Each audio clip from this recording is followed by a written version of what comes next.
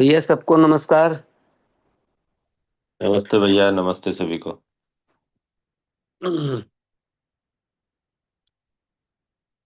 आज सुरेंद्र पाल भी नहीं है।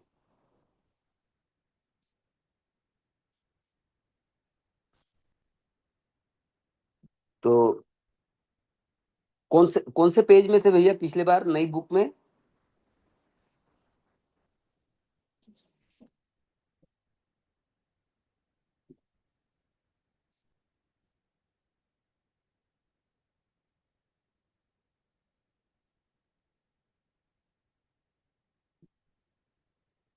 हेलो। हाँ भैया, एक मिनट बता रहा हूँ।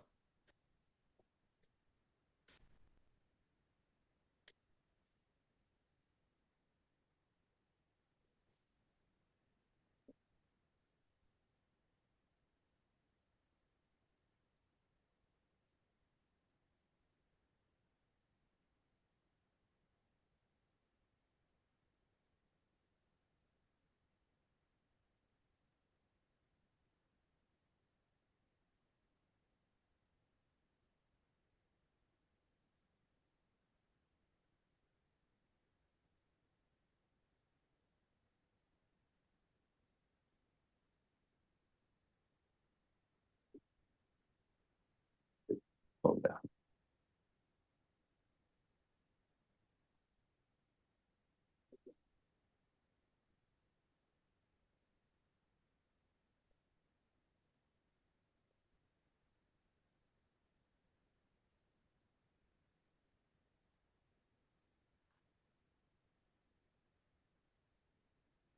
क्या है मेरे पास? पुराना बुक है। नया नया बुक भैया, मेरे पास नया बुक है। हाँ, नया के हिसाब से बता रहा हूँ भैया। वो जो मुक्ति का स्वरूप और प्रमाण, जो चैप्टर है मुक्ति का उसका। स्वरूप और प्रमाण, हाँ। हाँ, उसका आखिरी दो पैराग्राफ भैया बचा है। अच्छा, अनुभव करने के लिए वस्तु। हाँ हाँ हाँ, ठीक, वहीं पे। ठीक ठीक। तो भैया मेरे ख्याल से चालू करते हैं। हाँ अ, भैया, मैंने तो पढ़ूंगा भैया, वो आप बताएंगे।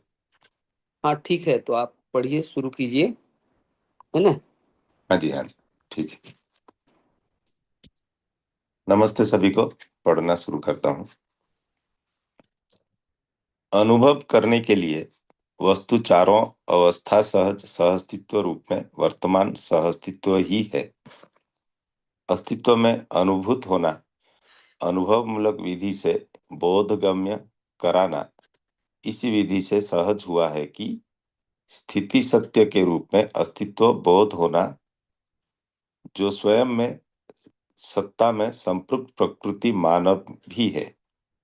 सहअस्तित्व के रूप में जड़ चैतन्य प्रकृति वर्तमान सहज रूप में बोध होना अध्ययन प्रक्रिया सहज विधि से होता है। अस्तित्व में पाए जाने वाले प्रकृति सहज वस्तुओं के परस्परता में दिशा और कोणों को पहचाना जाता है।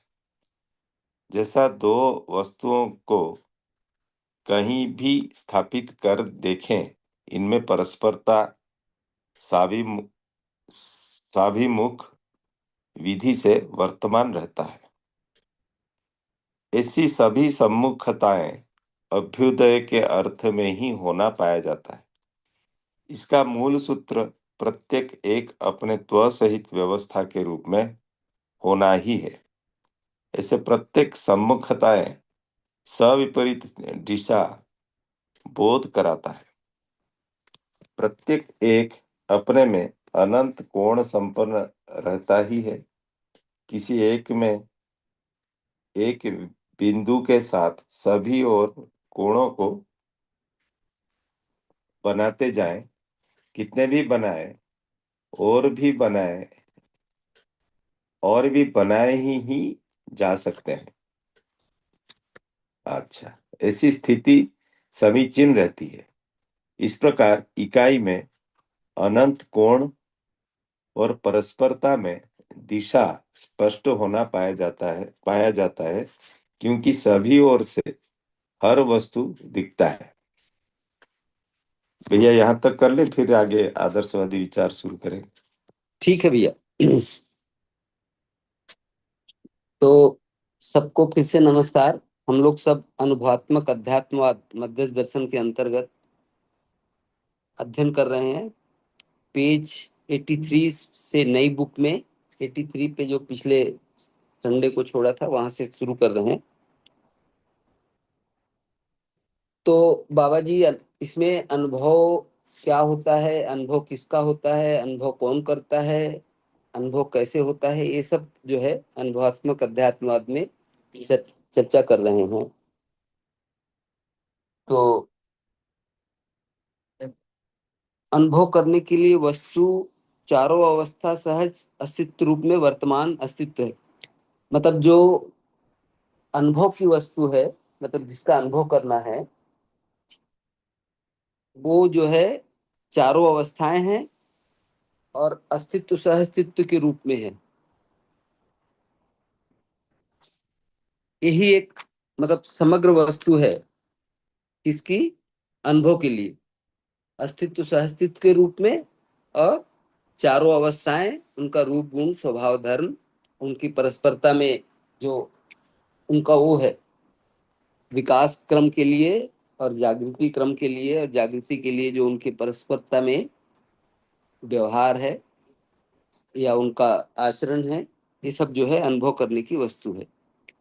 अस्तित्व में अनुभूत होना अनुभव मूलक विधि से बोधगम कराना इस विधि से सहज हुआ है।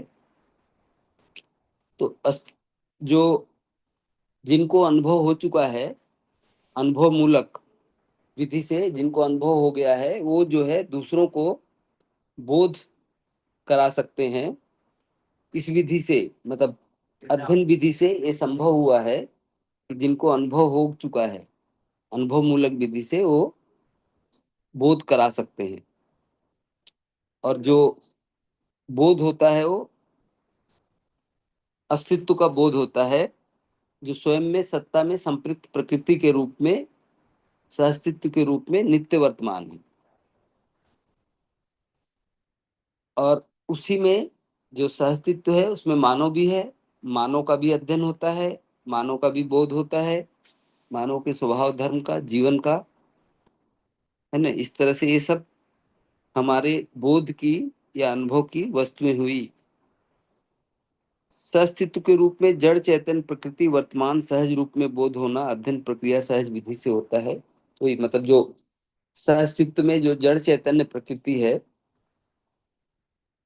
उसका जो है वर्तमान में सहज रूप में बोध होता ही है, अस्तित्व सहज बोध होता है अध्ययन अध्ययन गामी विधि से।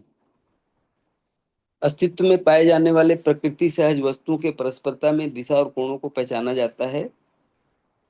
तो दो वस्तु जो अस्तित्व में हैं, उनको परस्पर जो है दिशा और कोण के आधार पर पहचाना जाता है। मतलब उसमें बाबा जी ये वर्णन कर रहे हैं कि कोई भी वस्तु, दो वस्तु कहीं भी है ना, वो परस्परता में आमने सामने होती ही हैं, किसी एक कोण में सामने आमने सामने होती ही हैं। इसलिए उनका प्रतिबिंबन एक दूसरे पर होता ही है। और प्रतिबिंबन विधि से जो है अस्तित्व में सारी इकाइयां आपस में एक दूसरे को पहचानती हैं और पहचान के फिर निर्वाह करती। ऐसे सभी सम्मुखताएं अभ्युदय के अर्थ में ही होना पाया जाता है। इसका मूल सूत्र प्रत्येक एक अपने त्व सहित व्यवस्था के रूप में होना, जैसे प्रत्येक सम्मुखताएं सविपरीत दिशा बोध कराता है। तो इसमें बोल रहे हैं जो ससम्मुखता है, मतलब प्रत्येक इकाई एक दूसरे के सम्मुख है ना, वो जो है अभ्युदय के अर्थ में है। अभ्युदय किसका होता है, मानव का। मानव का अभ्युदय के अर्थ में होता है। और प्रत्येक इकाई, हम कई बार अध्ययन कर चुके हैं, स्वयं में व्यवस्था है और व्यवस्था में भागीदारी है या फिर होना चाहती है ना। मानव को छोड़ के बाकी अवस्थाएं की जो इकाइयां हैं वो व्यवस्था में होते हुए व्यवस्था में भागीदार हैं, और मानव व्यवस्था में भागीदार होना चाहता है।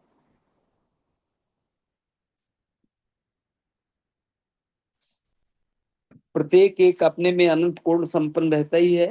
अनेक कोण संपन्न रहता है मतलब कोई भी इकाई को लेंगे तो उस इकाई से निकलने वाली जो काल्पनिक रेखाएं मान लेंगे तो अनंत मतलब रेखाएं बनती हैं, तो अनंत कोण बनते हैं। मतलब इसी को बोल रहे हैं कि हर इकाई अपने आप में अनंत कोण संपन्न रहता है। किसी एक में एक बिंदु के साथ सभी और कोणों को बनाते जाएं, कितने भी बनाएं और भी बनाए ही जा सकते हैं।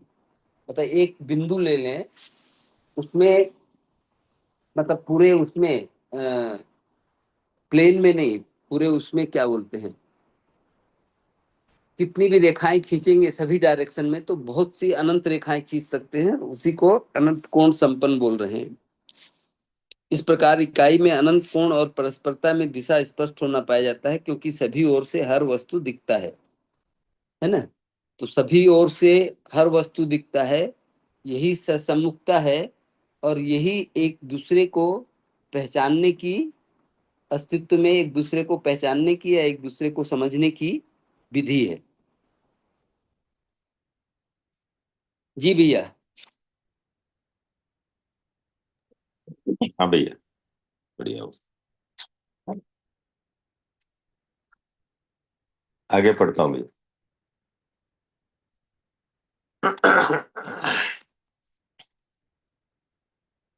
किसी को कुछ प्रश्न होता है तो रखिए, आखिर में चर्चा करेंगे। आगे पढ़ता हूँ। आदर्शवादी विचार के अनुसार मोक्ष का स्वरूप ईश्वर को रहस्यमय और सर्वशक्तिमान सृष्टि, स्थिति और लय कार्यों में अधिकार रखने वाला माना जाता है। यह मूलभूत मान्यता विविध प्रकार से दिखने वाली विविध धार्मिक मूल ग्रंथों में प्रतिपादित किया गया। इनमें से अधिकांश रहस्यमयी ईश्वर केंद्रित विचारों के अनुसार जीव और जगत का उत्पत्ति होना, स्थिति होना, लय होना माना गया। उनमें से कुछ विचार और दर्शन इस बात को भी स्वीकारता है, प्रतिपादित करता है, जीवों के हृदय में ईश्वर जैसे ही वस्तु निहित या समाहित रहता है, जिसको आत्मा कहा जाता है, जिसको आत्मा कहा गया है। कुछ लोग जीव का ही होना मानते हैं, कुछ लोग जीवों में आत्मा भी मानते हैं। मूल ग्रंथ में इन दोनों को न मानने वाले को शुद्धतः शरीरवादी कहते हैं। इसीलिए शरीरवादी भी अपने ढंग से धर्म विचार रखते हैं, क्योंकि शरीर को ईश्वर बनाता है, ऐसी उनकी मान्यता है। धरती, जल, खनिज सब ईश्वर से ही बना हुआ वस्तुएं हैं। ईश्वर की इच्छा जब तक रहती है तब तक ये बने रहते हैं। ईश्वर की इच्छा से ही ये सब लय को प्राप्त करते हैं। मुक्ति का मुद्दा जीवों से संबंधित है। जीव ही शरीर को धारण करता है, जन्म मृत्यु के चक्कर में आता है, कर्मफल बंधनवश स्वर्ग नरक में आवागमन करता है, अथवा शरीर को छोड़कर जब तक ईश्वर मुक्त नहीं करता है तब तक ईश्वर का इंतजार करता है। ऐसे विविध प्रकार से प्रतिपादन करते हुए ईश्वर कृपा होने पर ही मोक्ष होने का आश्वासन है। ईश्वर कृपा पाने के लिए हर संप्रदाय में कार्य विधि, कर्मकांड और संस्कार विधियों को लिखा हुआ है। उसे संस्कारित करने वाले को उन उन धर्मों का धारक वाहक माने जाते हैं। संस्कारित होने वाले भी संस्कारित होकर उन धर्मों में निष्ठा मान लेते हैं। प्रधानतः संस्कारों का पहचान नाम, संस्कार, जाति, शिक्षा दीक्षा, धर्म और कर्म संस्कार, ये प्रमुखतः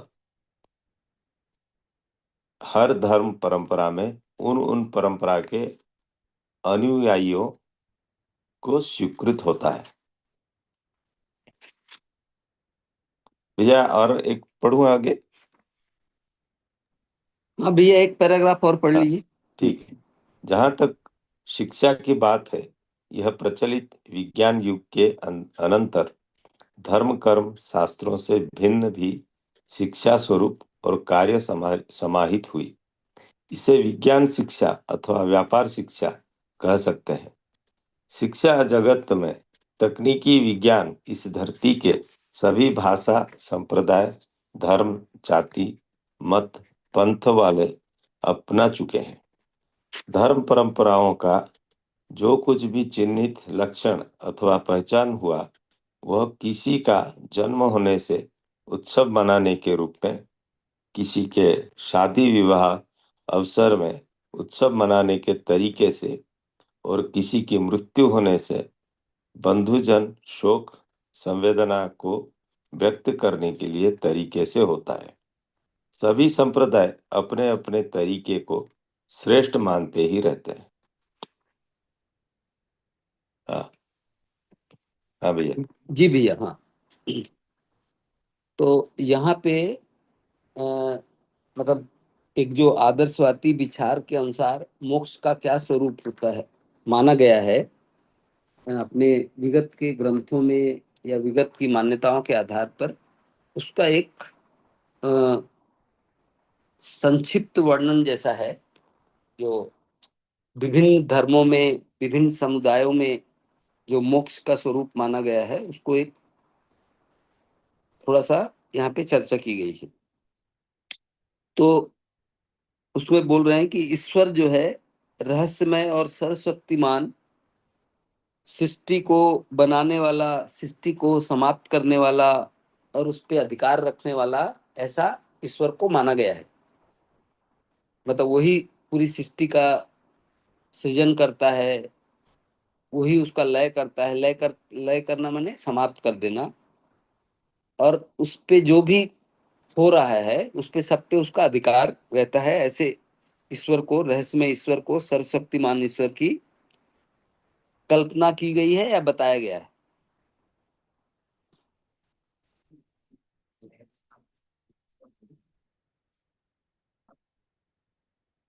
यह मूलभूत मान्यता विविध प्रकार से दिखने वाली विविध धार्मिक मूल ग्रंथों में प्रतिपादित किया गया है।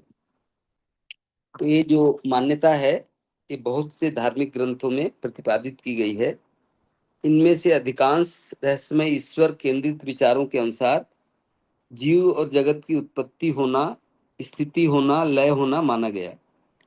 तो इसी में जो ईश्वर केंद्रित जो विचार हैं, मतलब ईश्वर ही सब कुछ करता है, उसी को ईश्वर के, मतलब ईश्वर सर्वशक्तिमान है, यही ईश्वर केंद्रित विचार है।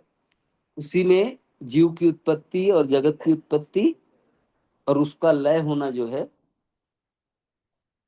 उसी में माना गया है, ऐसा उसमें प्रतिपादित किया है। उनमें से कुछ विचार और दर्शन इस बात को भी स्वीकारते हैं कि जीवों के हृदय में, मतलब जब जीव को उत्पन्न करता है ईश्वर, तो उनके हृदय में ईश्वर जैसी कुछ, मतलब ईश्वर अपना कुछ अंश जो है उसमें समाहित कर देता है या निहित कर देता है, ऐसा भी माना जाता है, जिसको आत्मा कहा गया।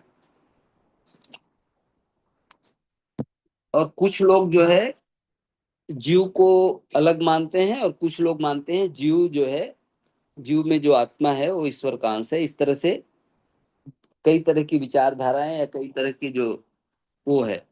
मूल ग्रंथ में इन दोनों को न मानने वाले को शुद्धतः शरीरवादी कहते हैं, और जो इनको नहीं मानते उनको शरीरवादी कहा गया है, शुद्धतः शरीरवादी। क्योंकि शरीरवादी उनको कहते हैं जो ग्रंथों को नहीं मानते या जो उनके मूल धारणाओं को नहीं मानते, और वो केवल खाने पीने और भोग पे विश्वास रखते हैं, उनको शरीरवादी कहा गया।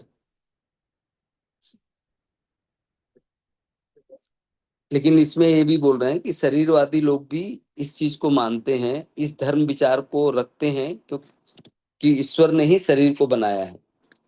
धरती जल खनिज सब ईश्वर से ही बना हुआ वस्तुएं हैं। ईश्वर की इच्छा जब तक रहेगी तब तक ये बने रहते हैं। ईश्वर की इच्छा से ही ये सब लय को प्राप्त करते हैं। मतलब ये सब जो बना हुआ है, जो हमको दिखाई दे रहा है सृष्टि के रूप में, ये सब जो है ईश्वर की कृपा से बना है। और इस ईश्वर जिस दिन चाहेंगे उस दिन जो है इसको सबको लय कर देंगे, विलीन कर देंगे। मुक्ति का मुद्दा जीवों से संबंधित है। जो मुक्ति है या मोक्ष है, उसका जो मुद्दा है वो जीवों से संबंधित है, बाकी प्रकृति से संबंधित नहीं है। जीव ही शरीर को धारण करता है, जन्म मृत्यु के चक्कर में आता है। मतलब जीव ही जो है शरीर को धारण करता है और जन्म मृत्यु के चक्कर में आता है, और जो कर्म करता है उसके बंधन वश जो है वो स्वर्ग और नरक का चक्कर, आवागमन उसका चलता रहता है। अच्छे कर्म करता है तो स्वर्ग में जाता है, बुरे कर्म करता है तो नरक जाता है। इसी को कर्म फल बंधन भी बोलते हैं परंपरा में, या जो ग्रंथ है उसमें। अश्वा शरीर को छोड़कर जब तक ईश्वर मुक्त नहीं करता तब तक वो ईश्वर का इंतजार करता है। मतलब शरीर छोड़ने के बाद भी वो ईश्वर से जब तक उसका मिलना नहीं होता, ईश्वर जब तक उसको मुक्त नहीं करता तब तक वो मोक्ष को प्राप्त नहीं करता। इसलिए शरीर छोड़ने के बाद भी उसको ईश्वर का इंतजार करना पड़ता है। ऐसे विविध प्रकार से प्रतिपादन करते हुए ईश्वर कृपा होने पर ही मोक्ष का आश्वासन है। मतलब कुल मिला के मानव का जो जीवन है या जिसको जीव माना गया, उसका मोक्ष तभी होगा जब ईश्वर चाहेगा। ईश्वर के आश्वासन से ही मोक्ष है।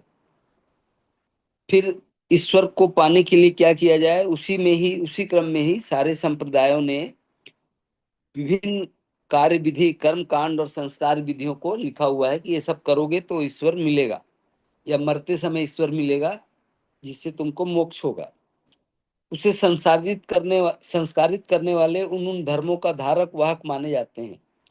तो जो इस तरह का संस्कार लोगों को देते हैं, इस तरह की शिक्षा देते हैं, उन लोगों को उस धर्म का धारक वाहक या उसका कर्ता धर्ता उस धर्म का माना जाता है। संस्कारित होने वाला भी संस्कारित होकर उन धर्मों में निष्ठा मान लेते हैं। मतलब जो संस्कार को धारण करते हैं वो उस धर्मों को निष्ठा के रूप में स्वीकार लेते हैं।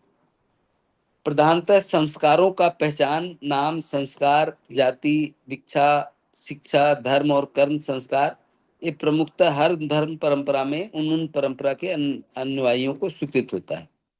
तो जिस जिस परंपरा को, धर्म परंपरा को हम स्वीकार करते हैं, उस परंपरा में जो भी संस्कारों का पहचान है, नाम है, जाति है, शिक्षा दीक्षा है, धर्म और कर्म है, उस सबको,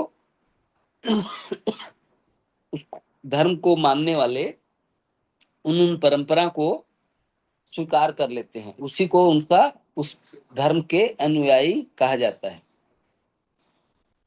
जहां तक शिक्षा की बात है, यह प्रचलित विज्ञान युग के अनंतर धर्म कर्म शास्त्रों से भिन्न भी शिक्षा स्वरूप और कार्य समाहित हुई। जब ये आधुनिक शिक्षा बोले, आधुनिक शिक्षा की शुरुआत हुई, जिसमें तर्क को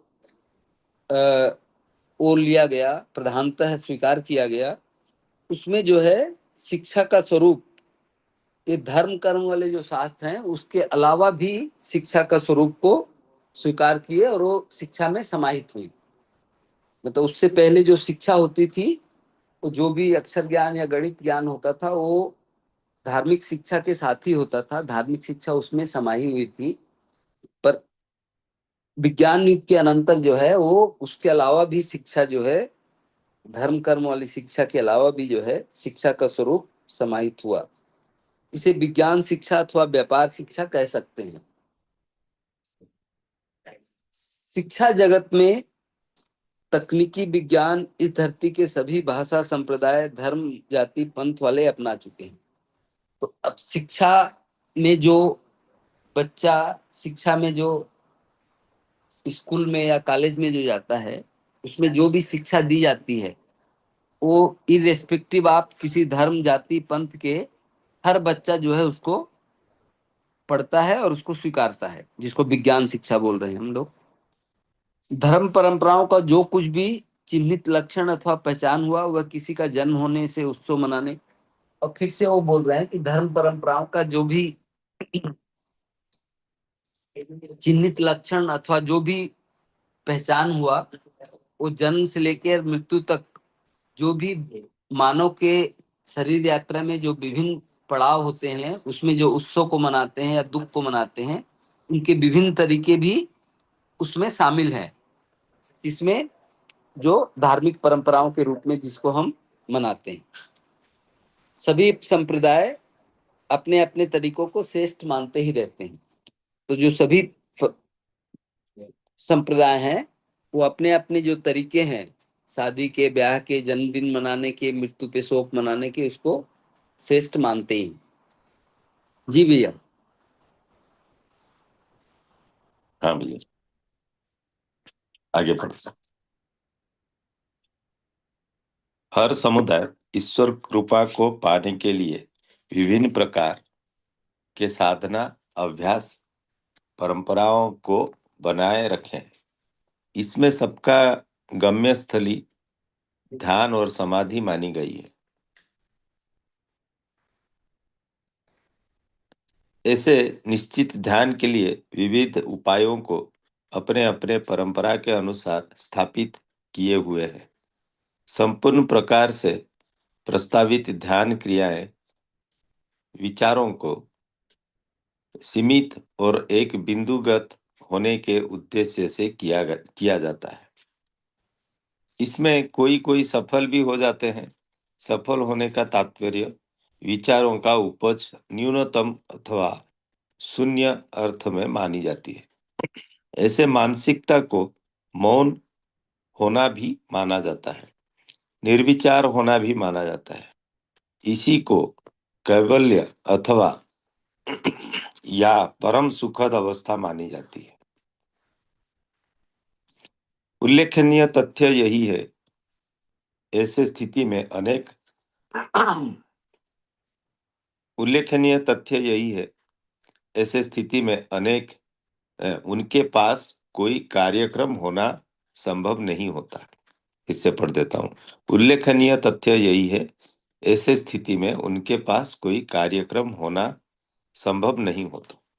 इस मुद्दे पर यह अनुभव किया गया है कि निर्विचार मतलब समाधि के अनंतर किसी प्रकार का व्यवहारिक आशा, विचार, इच्छा अनुसार भी कोई कार्यक्रम उपजता नहीं है। फलस्वरूप समाधि के अनंतर उस व्यक्ति का उपयोग सिद्ध होना भी नहीं बनता है। इसके मूल तत्व को इस प्रकार पहचाना गया कि विचारों का उद्गम किसी न किसी चित्रण क्रिया के आधार पर संपन्न होना देखा गया है। संपूर्ण विचारों का उद्गमन है चाहिए और करना। संपूर्ण विचारों का उद्गमन है चाहिए और करना। इन्हीं मूल ध्रुवों के आधार पर निर्भर रहता है। यह मुझे कुछ करना है, मेरे पास कुछ है और मुझे कुछ चाहिए, यही ध्रुव है। संपूर्ण व्यक्तियों में विचारों का उद्गमन हो पाता है। विचार शून्यता के अनंतर आदमी जीवित रहने का कोई कड़ी नहीं बनता है। इसीलिए ऐसे समाधि के अनंतर अथवा समाधि में रहते ही शरीर शांत होने का सूचनाओं को कथाओं के रूप में प्रस्तुत किया गया है। यदि कुछ दिन, मास, वर्ष समाधिस्थ व्यक्ति जीवित रहता है, मतलब शरीर के साथ, ऐसे स्थिति में उन्हीं उन्हीं परंपरा के मूल ग्रंथों का प्रतिपादन का समर्थन करते हुए देखने को मिलता है। इस प्रकार यह स्पष्ट हो गया है कि है, करना है, चाहिए के साथ निषेध लगाना ही निर्विचार होने का सूत्र बना। अस्तु संपूर्ण विचार जब तक चित्रण मूलक विधि से परिसीमित रहता है, कर्मेंद्रिय, ज्ञानेंद्रिय, व्यापार और उससे संबंधित नैसर्गिकता ही है, करना है, चाहिए का आधार बना रहता है। भैया यहां तक कर ले।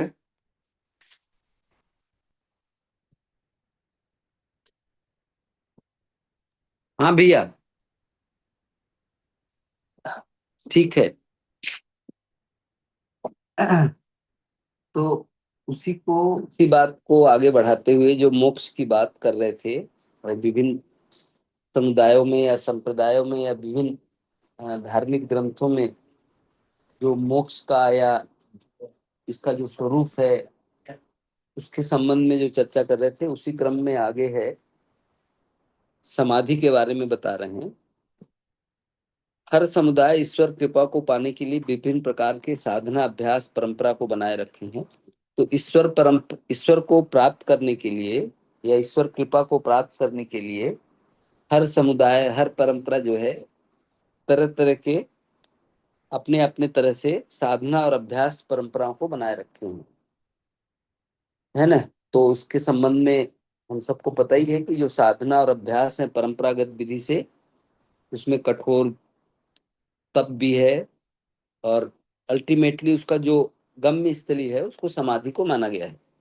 कि समाधि को अगर प्राप्त हो गए, मतलब आपका जो तप है, आपका जो साधना है, आपकी जो उपासना है, वो सफल हुई, अर्थात पूर्ण हो गई। ऐसे निश्चित ध्यान के लिए विविध उपायों को अपने अपने परंपरा के अनुसार स्थापित किए हुए हैं। तो ऐसे निश्चित ध्यान की विधियों के लिए, मतलब ध्यान करने के लिए विविध उपायों को अपने परंपरा के अनुसार स्थापित किए हुए हैं। संपूर्ण प्रकार से प्रस्तावित ध्यान क्रियाएं विचारों को सीमित और एक बिंदुगत होने के उद्देश्य से किया जाता है। तो चूंकि बाबा जी भी उस उन्हीं परंपरा में से किसी एक परंपरा के अनुसार ध्यान करके और समाधि तक पहुंचे हुए हैं, इसलिए उनको उस पूरी प्रक्रिया की जो अ, स्थिति है, उसकी जो जो भी वो है वो सब पता है। इसलिए उन्होंने लिखा है कि ध्यान क्रियाएं विचारों को, अपने जो विचार जो दुनिया भर के दिन भर फैलते रहते हैं, इधर उधर भागते रहते हैं, उनको सीमित करके और एक बिंदु में केंद्रित करने के लिए ही सारी ध्यान प्रक्रियाएं हैं। मतलब हमारे विचार जो है केवल एक जगह केंद्रित हो जाएं, इसी उद्देश्य से सारी ध्यान प्रक्रियाएं की जाती हैं। इसमें कोई कोई सफल भी हो जाते हैं। इसकी जो सफलता का जो वो है, रेशो है, वो बाबा जी बोलते हैं बहुत कम है ना। करोड़ों में या 10-20 करोड़ में एक आध कोई सफल हो पाता है ना। सफल होने का तात्पर्य विचारों का उपज न्यूनतम अथवा शून्य अर्थ में मानी जाती है। मतलब विचार पैदा होना बंद हो जाए, विचार हो ही ना, शून्य हो जाए, ऐसी स्थिति को सफल होना बोला गया। साधना की स्थिति में ऐसी मानसिकता को मौन होना भी माना जाता है, निर्विचार होना भी माना जाता है। मतलब विचार शून्य हो गए मतलब निर्विचार हो गए, और जब विचार नहीं है तो आदमी मौन हो गया, उसमें बोलेगा क्या। उसके लिए जो भी विचार होता है उसी के आधार पे बोलता है। जब निर्विचार हो गया, विचार शून्य हो गया, तो बोलेगा क्या। इसी को कैवल्य अवस्था अथवा परम सुख अवस्था मानी जाती है। इसी को कैवल्य भी माना जाता है, निर्विचार स्थिति को, और परम सुखद अवस्था मानी गई है। उल्लेखनीय तथ्य यही है कि ऐसी स्थिति में उनके पास कोई कार्यक्रम होना संभव नहीं होता। मतलब जो इस स्थिति को प्राप्त कर लेता है, उसके पास सांसारिक ढंग से कोई काम करने को नहीं होता, कोई कार्यक्रम नहीं होता। मतलब वो कोई किसी कार्यक्रम में इन्वॉल्व होने की उसकी स्थिति नहीं होती है, क्योंकि विचार शून्य हो जाता है। इस मुद्दे पर यह अनुभव किया गया कि निर्विचार मतलब समाधि के अनंतर किसी प्रकार का व्यवहारिक आशा विचार इच्छा अनुसार कोई भी कार्यक्रम उपजता नहीं है। मतलब समाधि के बाद जो है कोई भी व्यवहारिक कोई आशा विचार और इच्छा जो है, इसके लिए कोई कार्यक्रम उपजता ही नहीं है। फलस्वरूप समाधि के अनंतर उस व्यक्ति का उपयोग सिद्ध होना भी नहीं बनता है। मतलब उस मानव का जिसको समाधि प्राप्त हुई है, उसकी कोई उपयोगिता कार्यक्रम के ढंग से या समाज के ढंग से कोई कार्यक्रम नहीं होने के कारण कोई उपयोगिता सिद्ध नहीं हो पाती समाज के लिए। इसके मूल तत्व को इस प्रकार पहचाना गया है कि विचारों का उद्गम किसी न किसी चित्रण क्रिया के आधार पर संपन्न होना देखा गया है। मतलब जीवन में जो चित्रण क्रिया है उसके आधार पर विचार होता है। संपूर्ण विचारों का उद्गमन है, चाहिए और करना इन्हीं मूल ध्रुवों के आधार पर निर्भर रहता है। मतलब कुछ है, कुछ करना है और कुछ चाहिए, ये जब इच्छाएं और चित्रण इस तरह का होता है, मतलब ये चीज है, ये मेरे को चाहिए और ये करना है, ये जब चित्रण होता है तो उसके आधार पर विचार होता है और उसके आधार पर फिर उसको पाने की या करने की जो कार्यक्रम बनता है वो फिर विश्लेषण और सब आपको पता ही है, इन्हीं पे आधारित रहता है। तो मुझे कुछ करना है, मेरे पास कुछ है, मुझे कुछ चाहिए, यही ध्रुव है कुछ कार्यक्रम करने के लिए मानव के पास में। संपूर्ण व्यक्तियों में विचारों का उद्गमन हो पाता है। विचार शून्यता के अनंतर आदमी जीवित रहने का कोई कड़ी नहीं बनता है।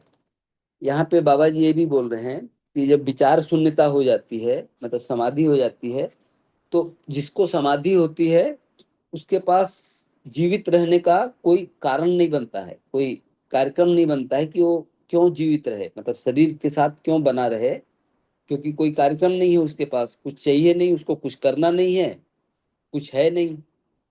मतलब उसको ये लगता है कि मेरे पास कुछ नहीं है, मतलब कुछ नहीं है, कुछ चाहिए नहीं, कुछ करना नहीं है, तो ऐसे व्यक्ति को जीने का उसके लिए कोई कार्यक्रम नहीं बचता है। इसलिए ऐसी समाधि के अनंतर अथवा समाधि में रहते ही शरीर शांत होने का सूचनाओं को कथा के रूप में प्रस्तुत किया गया। इसलिए जिसको समाधि हो जाती है, समाधि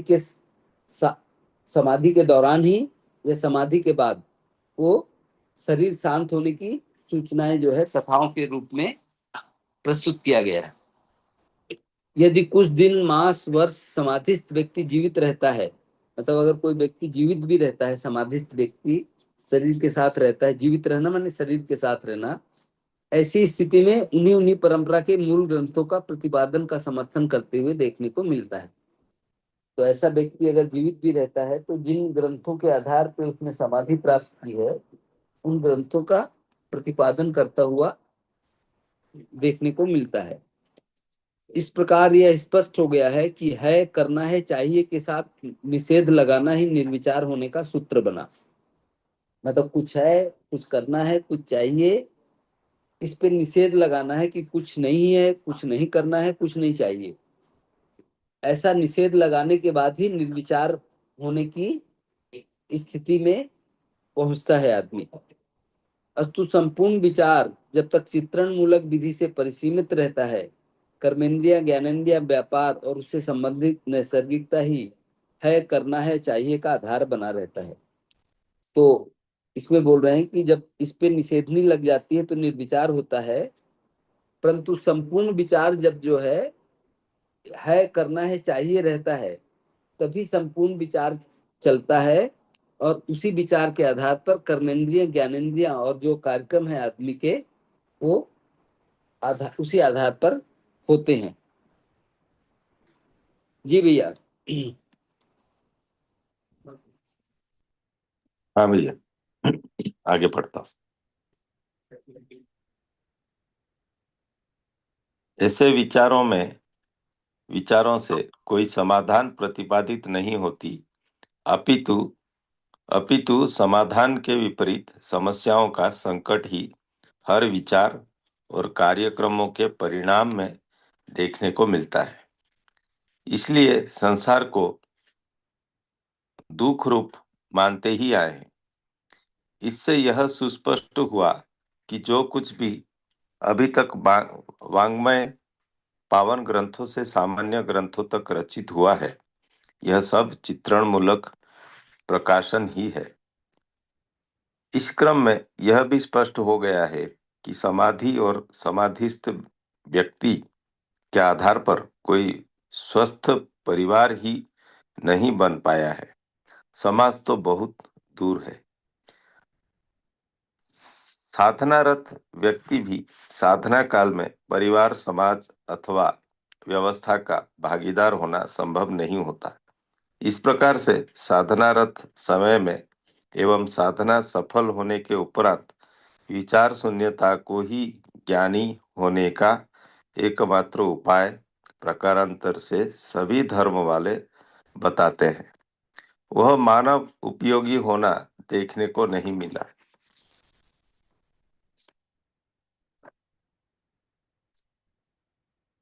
इसी घटना के साथ जुड़ी हुई और घटना तैयार हुई। स्वर्ग के लिए अनुकूल कार्यकलापों को मानव कर सकता है। इसके लिए ईश्वरीय नियमों कानूनों को बताया गया। हर जाति, हर वर्ण, हर आश्रम जो नियम कानून धर्म ग्रंथों में लिखी हुई है, उसको पालन करना ही स्वर्ग में जाने के लिए एकमात्र उपाय बताए हैं। ऐसे नियम कानूनों की पालन करना ही पुण्य कर्म बताया गया।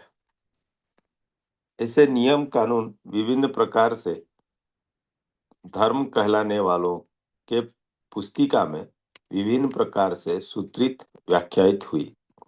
जो जिस जाति धर्म के नियम कानून रूपी मतलब ईश्वरीय नियम कानून रूपी कार्यकलापों को उन्हीं उन्हीं को स्वर्ग मिलने का स्वीकृति हो पाती है। अन्य प्रकार के धर्म वालों को वह स्वर्ग नहीं मिल नहीं सकती। ऐसा हर सामुदायिक धर्म वाले जो अनुसरण करते हैं और जो आर्य ग्रंथों ग्रंथों का अनुमोदन करते हैं, ये सब कहते भी हैं, मानते भी हैं। उल्लेखनीय घटना यही है, विविध समुदाय विभिन्न पवित्र ग्रंथों के आधार पर मान्यताओं को सुदृढ़ किए रहते हैं। ऊपर कहे गए अस्मिता को भी बनाए रखते हैं। इसके बावजूद ऐसा कोई एक आचरण सार्वभौम होना प्रमाणित नहीं हो पाया जिसको सभी धर्म वाले स्वीकार लिए हो। इसलिए आदिकाल से अभी तक परस्पर समुदायों में अपना पराया का दीवाल, प्रत्येक परिवार की परस्परता में अपना पराया का दीवाल, प्रत्येक व्यक्ति की परस्परता में अपना पराया का दीवाल बना ही रहता है।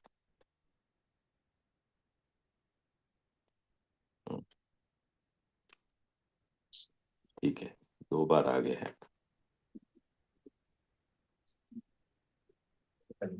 अच्छा, 3 बार ऐसा प्रिंट हुआ। इसी के साथ साथ उपासना, पूजा पाठ और उसके तरीके के विभिन्नताएं अपने अपने श्रेष्ठता और अहमता के साथ पनपते आया। इस क्रम में भी मानव और समुदाय व्यक्तिवादी है। इस क्रम में भी मानव और समुदाय व्यक्तिवादी है, क्योंकि सभी उपासना, प्रार्थना, पूजा पाठ व्यक्तिवादी होता ही है। समूहगत प्रार्थना पूजा में भी हर व्यक्ति अपनी प्रमुखता और श्रेष्ठता के साथ ही प्रस्तुत होना पाया जाता है। प्रार्थना में अधिकतर ईश्वर की महिमा, विश्व कल्याण, स्वयं का उद्धार, शत्रुओं का नाश की कामना समाहित रहती है, जबकि विश्व कल्याण में व्यक्ति का कल्याण समाया हुआ है और मानव के उद्धार का स्वरूप अभी तक इस धरती पर किसी परंपरागत विधि से अध्ययन गम्य नहीं हो पाया। यह संपूर्ण क्रियाकलाप आर्य और ग्रंथ कथन और आस्था का संयोग से चक्कर काटते ही आया। आस्था का तात्पर्य है न जानते हुए मान लेने से है। इसमें और भी उल्लेखनीय तथ्य यही है कि स्व का अध्ययन होना अभी भी प्रतीक्षित है। इस मुद्दे पर पहले बता चुके हैं। कोई कोई परंपरा पावन ग्रंथ केवल शरीर ही जीवन है ऐसा मानते हैं। कोई कोई शरीर और जीव होना मानते हैं। कोई कोई शरीर जीव में आत्मा होना मानते हैं। ये सब ईश्वर तंत्र से अथवा ईश्वर इच्छा से निर्मित, व्यवहित और प्रलय को प्राप्त होते हैं। भैया यहाँ तक करेंगे आगे? हाँ बस भैया यही पर। हाँ।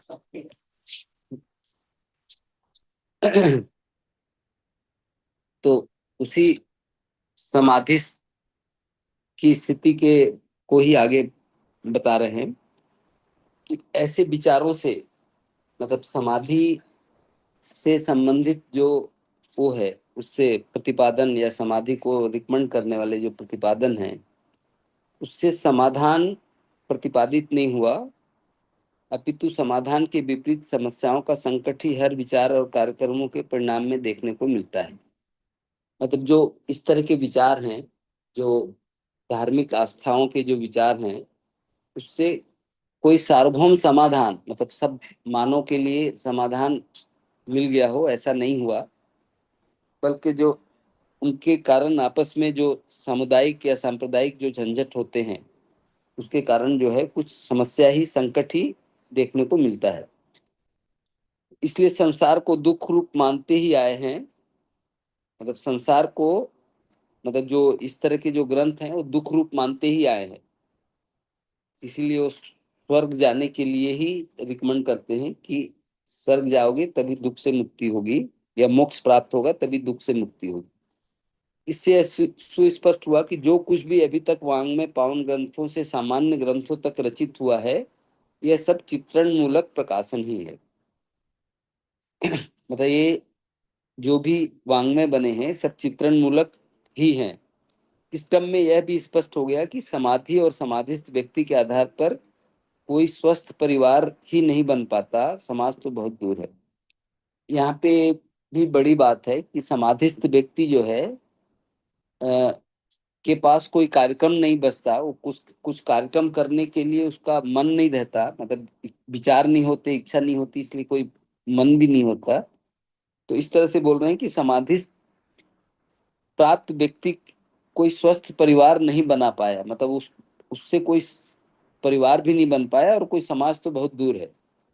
साधनारत व्यक्ति में भी साधना काल में परिवार, समाज और व्यवस्था का भागीदार संभव नहीं होता। मतलब जो साधना काल है उसमें भी जो साधना कर रहा है व्यक्ति, न तो परिवार में, न समाज में, न व्यवस्था में भागीदारी करना उसका बनता नहीं है। इस प्रकार से साधनारत समय में एवं साधना सफल होने के उपरांत विचार शून्यता को ही ज्ञानी होने का एकमात्र उपाय प्रकारांतर से सभी धर्म वाले बताए हैं, वह मानव उपयोगी होना देखने को नहीं मिला। मतलब बाबा जी जो मानव उपयोगी होना देखने को नहीं मिला, वो इसलिए बोल रहे हैं कि वो संपूर्ण मानव जाति के लिए उस मानव का उपयोगी होना नहीं हुआ, क्योंकि उसने कोई सार्वभौम समाधान या कोई सार्वभौम व्यवस्था का स्वरूप दे दिया हो, या सबको कोई ऐसी चीजें उपलब्ध करा दी हो सभी मानव को, ऐसा नहीं हुआ। इसलिए जो साधना में जो सफल हुए, उनका भी समाज के लिए और परिवार के लिए और मानव जाति के लिए कोई उनकी उपयोगिता सिद्ध नहीं हो पाती है, ऐसा बाबा जी बता रहे हैं। इसी घटना के साथ जुड़ी हुई और घटना तैयार हुई। स्वर्ग के लिए अनुकूल कार्यकलापों को मानव कर सकता है, मतलब स्वर्ग में जो मानव को ले जाए, ऐसे क्रियाकलाप को विभिन्न धर्म के लोगों ने, विभिन्न संप्रदाय के लोगों ने रिकमेंड किया कि ऐसे ऐसे कर्म करोगे, ऐसे ऐसे साधना करोगे, ऐसे ऐसे उपासना करोगे तो स्वर्ग जाओगे। उसी को ईश्वरीय नियम कानून बताया गया है। उसी को ईश्वरीय नियम कानून बताया गया। हर जाति, हर वर्ण, हर आश्रम जो नियम कानून धर्म ग्रंथों में लिखी हुई है, उसका पालन करना ही स्वर्ग में जाने के लिए एकमात्र उपाय बताते हैं। ऐसे नियम कानून को पालन करना ही पुण्य कर्म बताया गया। ऐसे नियम कानून विभिन्न धर्म कहलाने वालों की पुस्तिका में विभिन्न प्रकार से सूत्रित और व्याख्यायित। तो यहाँ पे भी बोल रहे हैं कि जो ईश्वरी कानून है वही तुमको स्वर्ग ले जाएंगे, और वो ईश्वरी नियम है, और उनका पालन करना जो है अनिवार्य है। उसका जो पालन नहीं करेगा वो जो है उस धर्म को, धर्म के अनुसार अधर्मी कहलाता है। तो इस तरह के जो धर्म कहलाने वाले विभिन्न पुस्तिकाएं जो है, सूत्र जो है, विभिन्न धर्मों में व्याख्यायित हो गए हैं। जो जिस जाति धर्म के नियम कानून रूपी कार्यकलापों को उन्हीं उन्हीं को स्वर्ग मिलने का स्वीकृति होता है। इसमें ये भी है कि जो उस पुस्तक में लिखे हुए नियम कानून है, जिनको स्वर्गीय नियम कानून या ईश्वरीय नियम कानून बोला है, उसको जो पालन करेगा वही ईश्वर को प्राप्त करेगा या स्वर्ग को जाएगा। उस पुस्तक को या उस विचारों को या उस कर्म कांड को जो नहीं मानता है, वो ईश्वर को नहीं प्राप्त कर सकता, वो स्वर्ग जा ही नहीं सकता। ऐसा भी साथ साथ उनके प्रतिपादित है, जबकि इस तरह के सभी संप्रदाय अपना प्रतिपादन करते हैं और सबका जो नियम और कानून उसमें कुछ विभिन्नताएं भी देखने को मिलती हैं। अन्य प्रकार के धर्म वालों को वह स्वर्ग नहीं मिल सकता, ऐसा हर सामुदायिक धर्म वाले जो अनुसरण करते हैं और जो आरसे ग्रंथों का अनुमोदन करते हैं, ये सब कहते हैं और मानते भी हैं। उल्लेखनीय घटना यही है कि विविध समुदाय विभिन्न पवित्र ग्रंथों के आधार पर मान्यताओं को सुदृढ़ किए हुए हैं। तो जो विभिन्न संप्रदाय हैं और विभिन्न अ, जो वो हैं धर्म को मानने वाले हैं, वो उनके ग्रंथ भी अलग अलग मान्यताओं को प्रतिपादित करते हैं। सभी धर्म ग्रंथों की मान्यताएं जो है एक जैसी नहीं है, लेकिन सब ये दावा करते हैं कि जो इस धर्म ग्रंथ को मानेगा वही स्वर्ग जा सकता है, दूसरा नहीं जा सकता। इस तरह से आपस में दोनों सब में जो है वितंडावाद भी है। ऊपर कहे गए अस्मिता को भी बनाए रखते हैं, इसके बावजूद ऐसा कोई एक आचरण सार्वभौम होना प्रमाणित नहीं हो पाया जिसको सभी धर्म वाले स्वीकार लिए। मतलब ऐसा कोई मानव का आचरण या मानव का कर्म कांड या मानव के लिए नीति नहीं बना पाया जिसको सभी धर्म वाले स्वीकार लिए हो। इसलिए आदिकाल से अभी तक परस्पर समुदायों में अपना पराया का दीवाल, प्रत्येक परिवार की परस्परता में अपना पराया का दीवाल, प्रत्येक व्यक्ति की परस्परता में अपना पराया का दीवाल बना ही रहता है। इसलिए बाबा जी बोलते हैं इन जो धर्म ग्रंथों या इन जो मान्यताएं हैं विभिन्न धर्म संप्रदायों की, उसके कारण आदिकाल से अभी तक विभिन्न समुदायों में अपना पराया का दीवाल है, विभिन्न परिवारों में अपना पराया का है और विभिन्न व्यक्तियों में मतलब व्यक्ति में भी अपना पराया का दीवाल बना ही हुआ है। इसी के साथ साथ उपासना, पूजा पाठ और उसके तरीके के विभिन्नताएं अपने अपने श्रेष्ठता अहंता के साथ पनपते आए। इसके साथ साथ बाबा जी ये बोल रहे हैं वो इसमें शामिल है ही है कि सब संप्रदाय वाले अपने जो उपासना की पद्धति है, पूजा पाठ की पद्धति तरीके हैं, उसको श्रेष्ठ मानते हुए अपनी अहंता को स्वीकार किए रहते हैं कि हम ही सबसे श्रेष्ठ हैं और जो बाकी लोग हैं वो जो है हमसे नेस्ट हैं या वो कचरा है, ऐसा भी मान लेते हैं।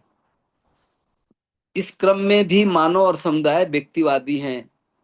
तो ये जो विभिन्न तरीके जो पूजा पाठ के जिसको स्वीकारते हैं उसके अनुसार भी समुदायवादी और व्यक्तिवादी जो है मानव हो गया, क्योंकि सभी उपासना, प्रार्थना, पूजा पाठ व्यक्तिवादी होता ही है। समूहगत प्रार्थना पूजा में भी हर व्यक्ति अपनी प्रमुखता और श्रेष्ठता के साथ ही प्रस्तुत होना पाए जाते हैं। प्रार्थना में अधिकतर ईश्वर की महिमा, विश्व कल्याण, स्वयं का उद्धार, शत्रुओं का नाश की कामना समाहित रहती है। तो ये जो प्रार्थनाएं हैं, जो सामूहिक प्रार्थनाएं हैं या व्यक्तिगत प्रार्थनाएं हैं, उपासनाएं हैं, इसमें भी जो है अधिकतर में ईश्वर की महिमा का, विश्व के कल्याण का और स्वयं का उद्धार और शत्रुओं के नाश की कामना समाहित रहती है। जबकि विश्व कल्याण में व्यक्ति का कल्याण समाया हुआ है। जबकि बाबा जी बोल रहे हैं कि अगर विश्व का कल्याण की कामना है तो व्यक्ति का कल्याण भी इसमें समाया है। व्यक्ति का कल्याण मतलब सभी व्यक्ति जो भी इस धरती पे व्यक्ति हैं वो सभी का कल्याण होगा, तभी विश्व का कल्याण होगा। फिर शत्रुओं का नाश की कामना जो है उसके कॉन्ट्राडिक्टरी हो जाती है। और मानव के उद्धार का स्वरूप अभी तक इस धरती पर किसी परंपरा विधि से अध्ययन गम्य नहीं हो पाया। मतलब ये सबका कल्याण, मानव का कल्याण, विश्व का कल्याण की कामना जरूर है, लेकिन मानव के उद्धार का स्वरूप अभी तक इस धरती पर किसी परंपरागत विधि से अध्ययन गम्य नहीं हो पाया। मतलब जो मध्यस्थ दर्शन के पहले जितने भी ग्रंथ हैं, जितने भी परंपराएं हैं, जितने भी समुदाय हैं, उसमें मानव के उद्धार का कार्यक्रम जो है अभी तक, मतलब जो ईश्वर को प्राप्त होने वाला या स्वर्ग जाने वाला उसको छोड़ दें, तो मानव जाति के उद्धार का स्वरूप अभी तक अध्ययन गम्य नहीं हो पाया। यह संपूर्ण क्रियाकलाप आरसे ग्रंथ, कथन और आस्था का संयोग से चक्कर काटता ही आया है। आस्था का तात्पर्य है न जानते हुए मान लेने से। तो जितने भी ग्रंथ हैं और जितने उसको ग्रंथ को मानने वाले धार्मिक कर्म कांड करते रहते हैं, वो सब उसमें आस्था दिखाते ही हैं, लेकिन वो उसको जानते नहीं हैं, केवल मान लेते हैं। इसी को बाबा जी आस्था बोलते हैं। इसमें और भी उल्लेखनीय तथ्य यही है कि स्व का अध्ययन होना अभी भी प्रतीक्षित है। मतलब किसी भी कर्म कांड और उसमें विधि में स्व का अध्ययन, मतलब मानव का अध्ययन या जीवन का अध्ययन जो है प्रतीक्षित ही है, मतलब अभी प्रतिपादित नहीं हुआ है। इस मुद्दे पर पहले बता चुके हैं कि कोई कोई परंपरा पावन ग्रंथ केवल शरीर ही जीवन मानते हैं। मतलब कोई परंपरा शरीर को ही जीवन मानते हैं, कोई शरीर और जीव अलग अलग है मानते हैं, कोई शरीर जीव और जीव में आत्मा होना भी मानते हैं। इस तरह से कई तरह की मान्यताएं हैं। कई तरह की मान्यताएं हैं, मतलब जो मानव का जो जीवन और शरीर के रूप में जो मानव का अस्तित्व है उसका अध्ययन नहीं हो पाया। अगर सब लोग अलग अलग बोल रहे हैं, मतलब जो वास्तविकता है उसका अध्ययन नहीं हो पाया। ये सब ईश्वर तंत्र से अथवा ईश्वर इच्छा से निर्मित भयभीत और प्रलय को प्राप्त होते हैं।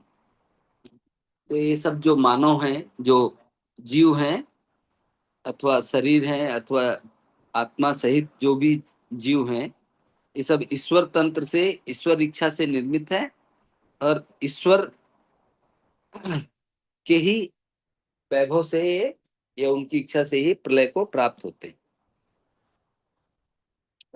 जी भैया।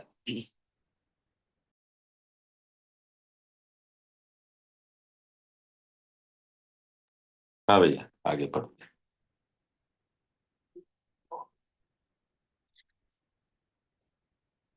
हाँ, आगे पढ़ता हूँ।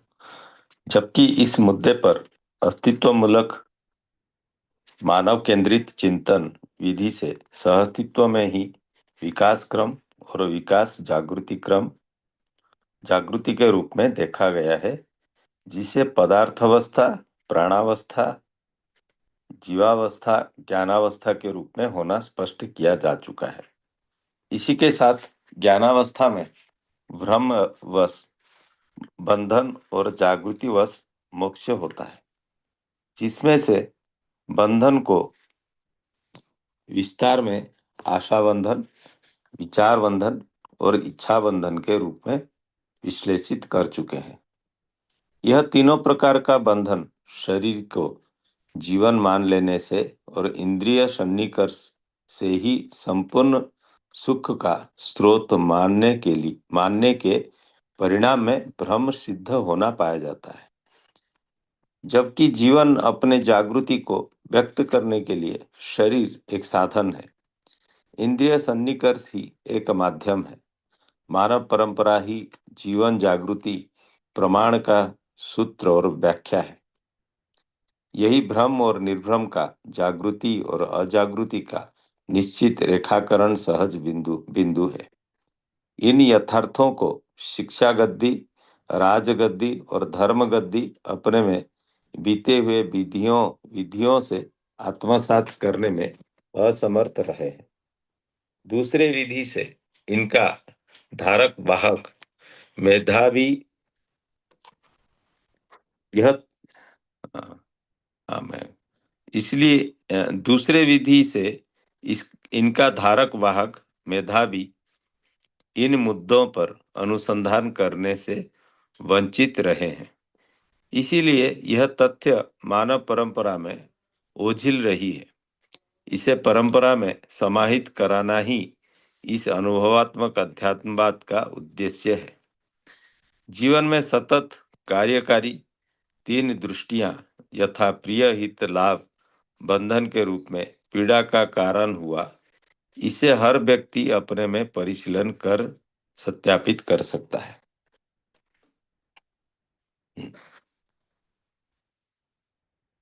जीवन में ही क्रियारत न्याय, धर्म और सत्यात्मक दृष्टियां जागृति व बंधन मुक्ति का सूत्र है। न्याय स्वाभाविक रूप में परस्पर मानव के संबंधों में प्रमाणित होने वाले तथ्य हैं। यह प्रत्येक मानव के अविभाज्य वर्तमान रूपी मूल्य, चरित्र, नैतिकता से प्रमाणित हो जाता है। मानवीयतापूर्ण आचरण में उक्त तीनों आयाम संपन्न आचरण देखने को मिलता है। यह आचरण मानवीयता से परिपूर्ण होते तक यह तीनों आयाम एक दूसरे में पूरक होना संभव नहीं है। यह इस तथ्य का द्योतक है कि मानव जागृति पूर्वक ही मानवीयतापूर्ण आचरण करने में समर्थ होता है। इसको भले प्रकार से परीक्षण निरीक्षण कर देखा गया है। जागृति का तात्पर्य जीवन ज्ञान और अस्तित्व दर्शन ज्ञान, मानवीयतापूर्ण आचरण ज्ञान में पारंगत होने से है। मानवीयतापूर्ण आचरण हर विद्यार्थी से विद्यार्थी के लिए सुलभ होने से है। सहअस्तित्व ही परम सत्य होने के कारण अस्तित्व में अनुभव होने के क्रियाकलाप को अनुभवात्मक अध्यात्मात नाम दिया है। इस तरीके से हम सहज ही इस निष्कर्ष में आ सकते हैं कि हर व्यक्ति के जागृत होने की संभावना समीचीन है। जागृत मानव ही स्वायत्त मानव के रूप में मूल्यांकित होना पाया जाता है। ऐसे स्वायत्त मानव स्वयं के प्रति विश्वास, श्रेष्ठता के प्रति सम्मान, प्रतिभा और व्यक्तित्व में संतुलन, व्यवहार में सामाजिक, व्यवसाय में स्वावलंबी होने का सामर्थ्य, प्रक्रिया, ज्ञान, दर्शन, विधाओं में पारंगत होता है। ऐसे मानव ही परिवार मानव के रूप में मानवीयतापूर्ण आचरण को प्रमाणित करता है। मानवीयतापूर्ण आचरण में एक आयाम परिवार में परस्पर संबंधों को पहचानने, मूल्यों को निर्वाह करने, मूल्यांकन करने, उभय तृप्ति पाने के रूप में देखा गया है। इसकी अपेक्षा सर्वमानव में होना पाया जाता है। इसके लिए संभावना नित्य समीचीन है। यह मूलतः मानव केंद्रित अध्ययन चिंतन के आधार पर ही सफल होता हुआ देखा जाता है। भैया यहाँ तक करें? हाँ भैया। तो ये अभी जो है मोक्ष, परंपरागत तरीके से मोक्ष को क्या बताया गया है, ईश्वर को क्या बताया गया है, साधना को क्या बताया गया है, ये सब हम लोग पढ़ रहे थे, अध्ययन कर रहे थे। अब बाबा जी जो है अस्तित्व मूलक मानव केंद्रित चिंतन जो बाबा जी ने अनुसंधान पूर्वक प्रतिपादित किया है, जिसको जिया है, प्रमाणित किया है, उसके बाद उस विधि से जो है मानव को क्या करना है, मानव को कैसा होना चाहिए, उसकी चर्चा कर रहे हैं। इस मुद्दे पर अस्तित्व मूलक मानव केंद्रित चिंतन विधि से सहअस्तित्व में ही विकास क्रम, विकास जागृति क्रम, जागृति के रूप में देखा गया। तो इस प्रकार जो ईश्वर और जो जीव और आत्मा जो विभिन्न उसमें लिखा गया है, उसकी जगह बाबा जी बोल रहे हैं अस्तित्व मूलक मानव केंद्रित चिंतन विधि से सहअस्तित्व में विकास क्रम, विकास जागृति क्रम, जागृति के रूप में देखा गया है। सहअस्तित्व को इस क्रम में मतलब पूरा जो ईश्वर की कृपा से सृष्टि होती है और ईश्वर की कृपा से ही वो लय होती है, उसकी जगह सहअस्तित्व में विकास क्रम, विकास जागृति क्रम, जागृति जो है ये नित्य निरंतर वर्तमान है, जिसे पदार्थावस्था, प्राणावस्था, जीवावस्था, ज्ञानावस्था के रूप में स्पष्ट किया जा चुका है। तो जो प्रकृति है वो पदार्थावस्था, प्राणावस्था, जीवावस्था, ज्ञानावस्था के रूप में प्रकट है और नित्य वर्तमान। इसी के साथ ज्ञानावस्था में भ्रमवश बंधन और जागृतिवश मोक्ष होता है।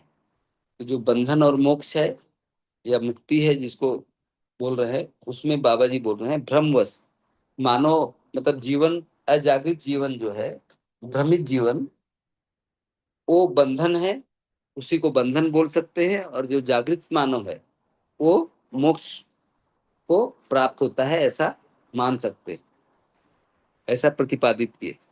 तो बंधन को विस्तार से बोलने से आशा बंधन, विचार बंधन और भिक्षा बंधन के तीन बंधन के रूप में विश्लेषित किया गया है ना। इसका कई जगह पे इसका विस्तृत वर्णन भी आया है कि आशा बंधन क्या है, विचार बंधन क्या है, इच्छा बंधन क्या है। तो जब मानव जागृत होता है तो इन तीनों बंधन से मुक्त हो जाता है।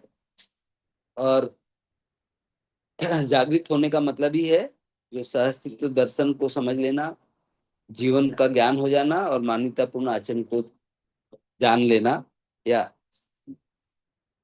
समझ लेना, इसी से वो जागृत होता है। ये तीनों प्रकार का बंधन शरीर को जीवन मान लेने से और इंद्रिय सन्निकर्ष से ही संपूर्ण सुख का स्रोत मानने के परिणाम में भ्रम सिद्ध होना पाया गया। तो ये जो तीनों बंधन है वो भ्रमित मानव के साथ हैं, और भ्रमित मानव का अर्थ है जो जो शरीर को ही जीवन मान लेता है और सारे सुख का आधार जो है शरीर भोग को या इंद्रिय भोग को ही मान लेने से ये सारा बंधन है या सारा भ्रम है। जबकि जीवन अपने जागृति को व्यक्त करने के लिए शरीर एक साधन है, इंद्रिय सन्निकर्ष ही एक माध्यम है। जबकि वास्तविकता क्या है, जीवन के लिए शरीर एक साधन है, मतलब वो भोग का साधन नहीं है, जागृति के लिए साधन है और जागृति को प्रमाणित करने के लिए साधन है। और इंद्रिय सन्निकर्ष ही एक माध्यम है, और उसके लिए जो जागृति को प्राप्त करना और जागृति को व्यक्त करने के लिए इंद्रिय ही एक माध्यम है। मानव परंपरा ही जीवन जागृति प्रमाण का सूत्र और व्याख्या है। और जो मानव परंपरा ही जो जीवन जागृति है उसका सूत्र है और उसकी व्याख्या है। मतलब मानव परंपरा नहीं होगी तो जीवन की जो उसमें कहा गया है उसमें कि मोक्ष जो है ईश्वर से, ईश्वर में विलीन होना या ईश्वर को प्राप्त कर लेना मोक्ष है। यहाँ पे बाबा जी बोल रहे हैं कि जो जागृति है या जो मोक्ष है वो मानव परंपरा में ही प्रमाणित होती है, व्याख्यायित होती है। मतलब मानव परंपरा के अलावा कहीं और उसका व्याख्या या उसका प्रमाण नहीं हो सकता, जागृति का या निर्भ्रमता का या मोक्ष का। यही भ्रम और निर्भ्रम का, जागृति और अजागृति का निश्चित रेखाकरण सहज बिंदु है। तो इस प्रकार जो है भ्रम क्या है, निर्भ्रम क्या है, जागृति क्या है, अजागृति क्या है, ये इस तरह से निश्चित रेखाकरण। इन यथार्थों को शिक्षा गद्दी, राजगद्दी और धर्म गद्दी अपने में बीते हुए विधियों से आत्मसात करने में असमर्थ रहे। तो ये जो यथार्थ है, जो वास्तविकता है, अस्तित्व सहज वास्तविकता, मानव सहज वास्तविकता और जीवन सहज वास्तविकता, इनको जितने भी राजगद्दी, शिक्षा गद्दी, धर्म गद्दी हैं वो अपने को इनको आत्मसात करने में असमर्थ रहे हैं। दूसरे विधि से इनका धारक वाहक मेधावी इन मुद्दों पर अनुसंधान करने से वंचित रहे। या दूसरा विधि, दूसरा एक बोल रहे हैं बाबा जी, जो भी ये धर्म गद्दी, राजगद्दी, शिक्षा गद्दी के वो धारक वाहक लोग रहे हैं, मेधावी लोग रहे हैं, मेधावी लोग रहे हैं, इस इन बिंदुओं को, मतलब सहअस्तित्व को, मानव को, जीवन को, मानवतापूर्ण आचरण को, इन मुद्दों को अनुसंधान करने से वंचित रहे, मतलब इनको अनुसंधान नहीं कर पाए। इसलिए यह तथ्य मानव परंपरा में ओझिल रही है। इसलिए यह तथ्य जो है मानव परंपरा में अभी तक ओझिल रही है। इसे परंपरा में समाहित करना ही इस अनुभवात्मक अध्यात्मवाद का उद्देश्य है। तो मानव परंपरा में इस तथ्यों को, मानव जागृति क्या है, भ्रम क्या है, अस्तित्व क्या है, मानव क्या है, मानवतापूर्ण आचरण क्या है, इन तथ्यों को मानव परंपरा में स्थापित करना ही इस अनुभवात्मक अध्यात्मवाद का उद्देश्य। जीवन में सतत कार्यकारी तीन दृष्टियां यथा प्रिय हित लाभ बंधन के रूप में पीड़ा का कारण हुआ। मतलब केवल प्रिय हित लाभ विधि से जीवन में जो दृष्टियां हैं, है ना, वही मानव के पीड़ा का कारण है। अगर केवल इन तीन दृष्टियों के हिसाब से मानव तुलन करेगा या उसकी दृष्टियां केवल इसी तीन में रहेगी तो वो आदमी पीड़ित होता रहेगा, जिसको भ्रम की पीड़ा बोलते हैं या बंधन की पीड़ा बोलते हैं। जीवन में ही क्रियारत न्याय, धर्म और सत्यात्मक दृष्टियां जागृति, बंधन, मुक्ति का सूत्र है। तो उसी जीवन में जिसमें प्रिय हित लाभ दृष्टियां हैं, उसी जीवन में जागृति पूर्वक या जागृति क्रम में न्याय, धर्म और सत्य दृष्टियां जब विकसित होती जाती हैं तो मानव जागृत हो जाता है, दृष्टियां जागृत हो जाती हैं और बंधन मुक्ति का सूत्र बनता है। बंधन मुक्ति मतलब भ्रम मुक्ति का सूत्र बनता है। तो जीवन में सबसे पहले न्याय, धर्म और सत्य दृष्टियां विकसित करना ही जो है मानव के अध्ययन का, मतलब इसका जो सहअस्तित्ववादी मध्यस्थ दर्शन का जो मूल अध्ययन का जो सूत्र है वो यही है कि हम में, मानव में ये तीन दृष्टियां विकसित हों जिससे मानव जागृत हो सके और अंधों को प्राप्त हो सके। न्याय स्वाभाविक रूप में परस्पर मानव के संबंधों में प्रमाणित होने वाले तथ्य हैं। तो जो न्याय है वो मानव में परस्पर संबंधों में प्रमाणित होने वाले तत्व है। यह प्रत्येक मानव के अविभाज्य वर्तमान रूपी मूल्य चरित्र नैतिकता से प्रमाणित हो जाता है। तो जो न्याय है, मानव जो मूल्य चरित्र नैतिकता के साथ जीता है उसमें न्याय अपने आप प्रमाणित होता है। मान्यतापूर्ण आचरण में उक्त तीनों आयाम संपन्न आचरण देखने को मिलता है। तो जो मान्यतापूर्ण आचरण संपन्न मानव है उसमें तीनों आयाम मूल्य चरित्र और नैतिकता जो है देखने को मिलता है। यह आचरण मानवता से परिपूर्ण होते तक ये तीनों आयाम एक दूसरे में पूरक होना संभव नहीं है। ये जो मानवीय आचरण से परिपूर्ण होने तक जो है के बाद ही ये तीनों आयाम मतलब मूल्य चरित्र नैतिकता जो है एक दूसरे के पूरक होंगे। उससे पहले पूरक नहीं हो पाते। तब मूल्य कुछ और है, चरित्र कुछ और है, नैतिकता कुछ और है, इसलिए एक दूसरे के पूरक या इंटीग्रेट नहीं हो पाते। यह इस तथ्य का द्योतक है कि मानव जागृति पूर्वक ही मानवतापूर्ण आचरण करने में समर्थ हो पाते हैं, है ना। तो मानव बिना जागृति के मानवतापूर्ण आचरण संपन्न हो जाएगा ऐसा संभव नहीं है। इसको भले प्रकार से परीक्षण निरीक्षण कर देखा गया है। जागृति का तात्पर्य ही है जीवन ज्ञान, अस्तित्व दर्शन ज्ञान और मानवतापूर्ण आचरण ज्ञान में पारंगत हो। ये जागृति का अर्थ है। तो इसको इस ज्ञान से संपन्न होने के बाद में मानव मान्यतापूर्ण आचरण से संपन्न हो जाता है। मान्यतापूर्ण आचरण हर विद्यार्थी में से के लिए सुलभ होने से है। मतलब मान्यतापूर्ण आचरण हर विद्यार्थी मतलब जो विद्यार्थी मतलब कोई जो परंपरागत शिक्षा प्राप्त कर रहा है वो नहीं, जो भी इसको मध्यस्थ दर्शन का अध्ययन कर रहा है वो विद्यार्थी है। तो सबके लिए सुलभ है। सअस्तित्व ही परम सत्य होने के कारण अस्तित्व में अनुभव होने के क्रियाकलाप को अनुभवात्मक अध्यात्मवाद नाम दिया गया।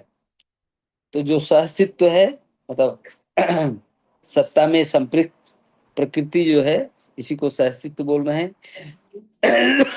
ये परम सत्य है।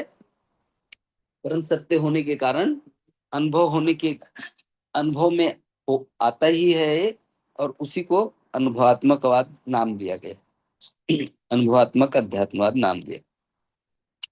इस तरीके से हम सहज इस निष्कर्ष में आ सकते हैं कि हर व्यक्ति के जागृत होने की संभावना समीचीन है, क्योंकि सहअस्तित्व तो सबको प्राप्त है, इसलिए अनुभव सबको प्राप्त हो सकता है, इसलिए हर आदमी जागृत हो सकता है। हर आदमी के जागृत होने की संभावना है। जागृत मानव ही स्वायत्त मानव के रूप में मूल्यांकित होना पाया जाता है। स्वायत्त मानव माने हमको पता ही है, स्वायत्त माने मतलब जो जिसपे बाहरी जो अनावश्यक वो है उनका असर नहीं होता हो, जो स्वायत्त हो उसी को स्वायत्त मानव बोला जाता है। स्वतंत्र हो उसी को स्वायत्त मानव बोला जाता है। ऐसे स्वायत्त मानव स्वयं के प्रति विश्वास, श्रेष्ठता के प्रति सम्मान, प्रतिभा और व्यक्तित्व में संतुलन, व्यवहार में सामाजिक, व्यवसाय में स्वावलंबी होने का सामर्थ्य, प्रक्रिया ज्ञान और दर्शन विधाओं में पारंगत होता है।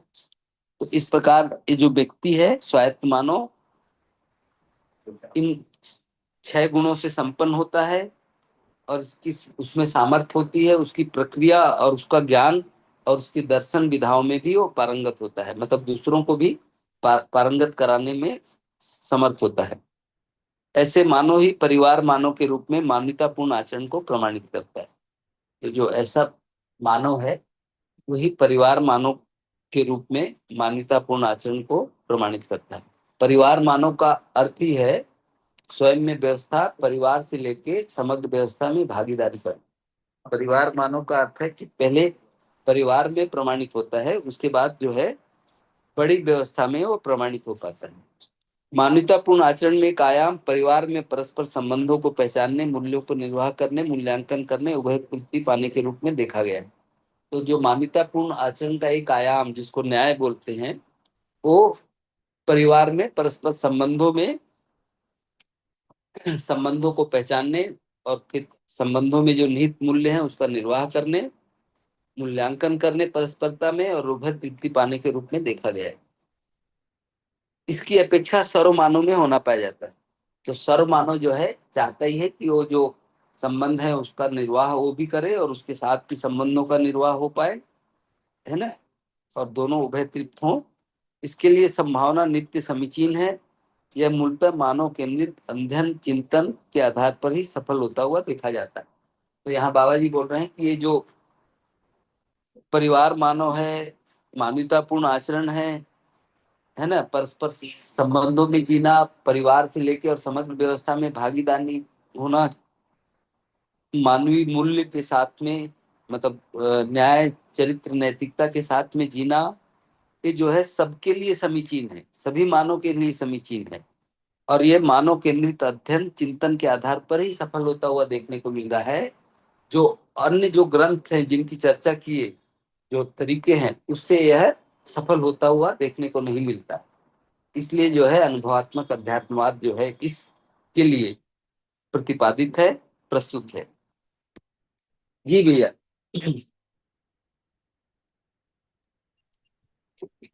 तो हाँ भैया, बहुत बढ़िया हाँ, था। अध्ययन का टाइम हो गया, मतलब पठन का टाइम हो गया। अब जिन भी भाई बहनों को कोई जिज्ञासा है या कुछ बोलना है, उसके लिए जो है ओपन करते हैं।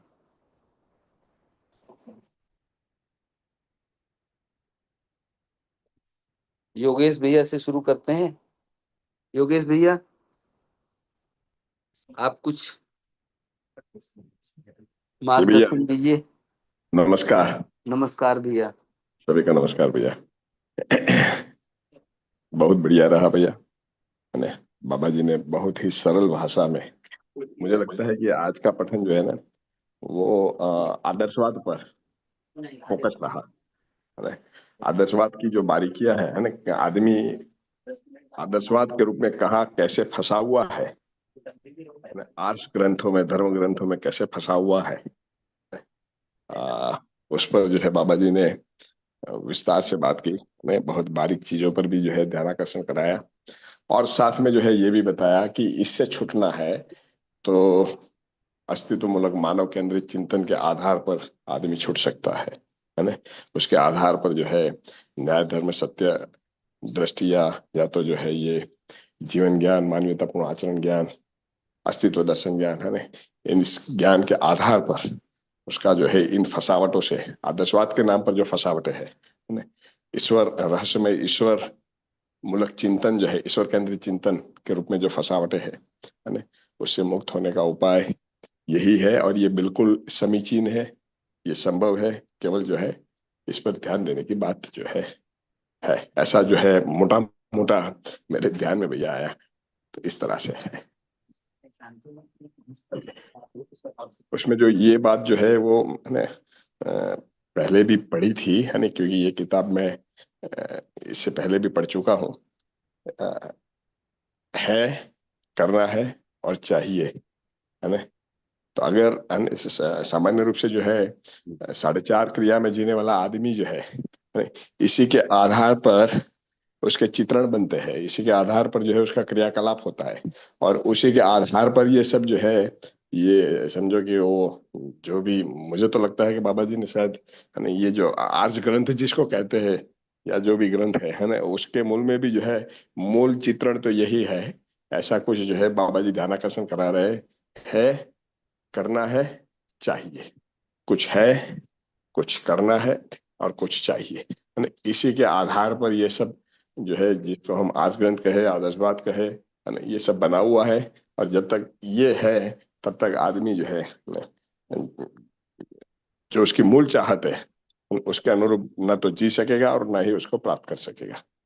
तो मोटा मोटी भैया इतना ध्यान जा रहा है, आगे की चर्चा में इस पर जो है देखेंगे। जी भैया, बहुत बढ़िया। जी।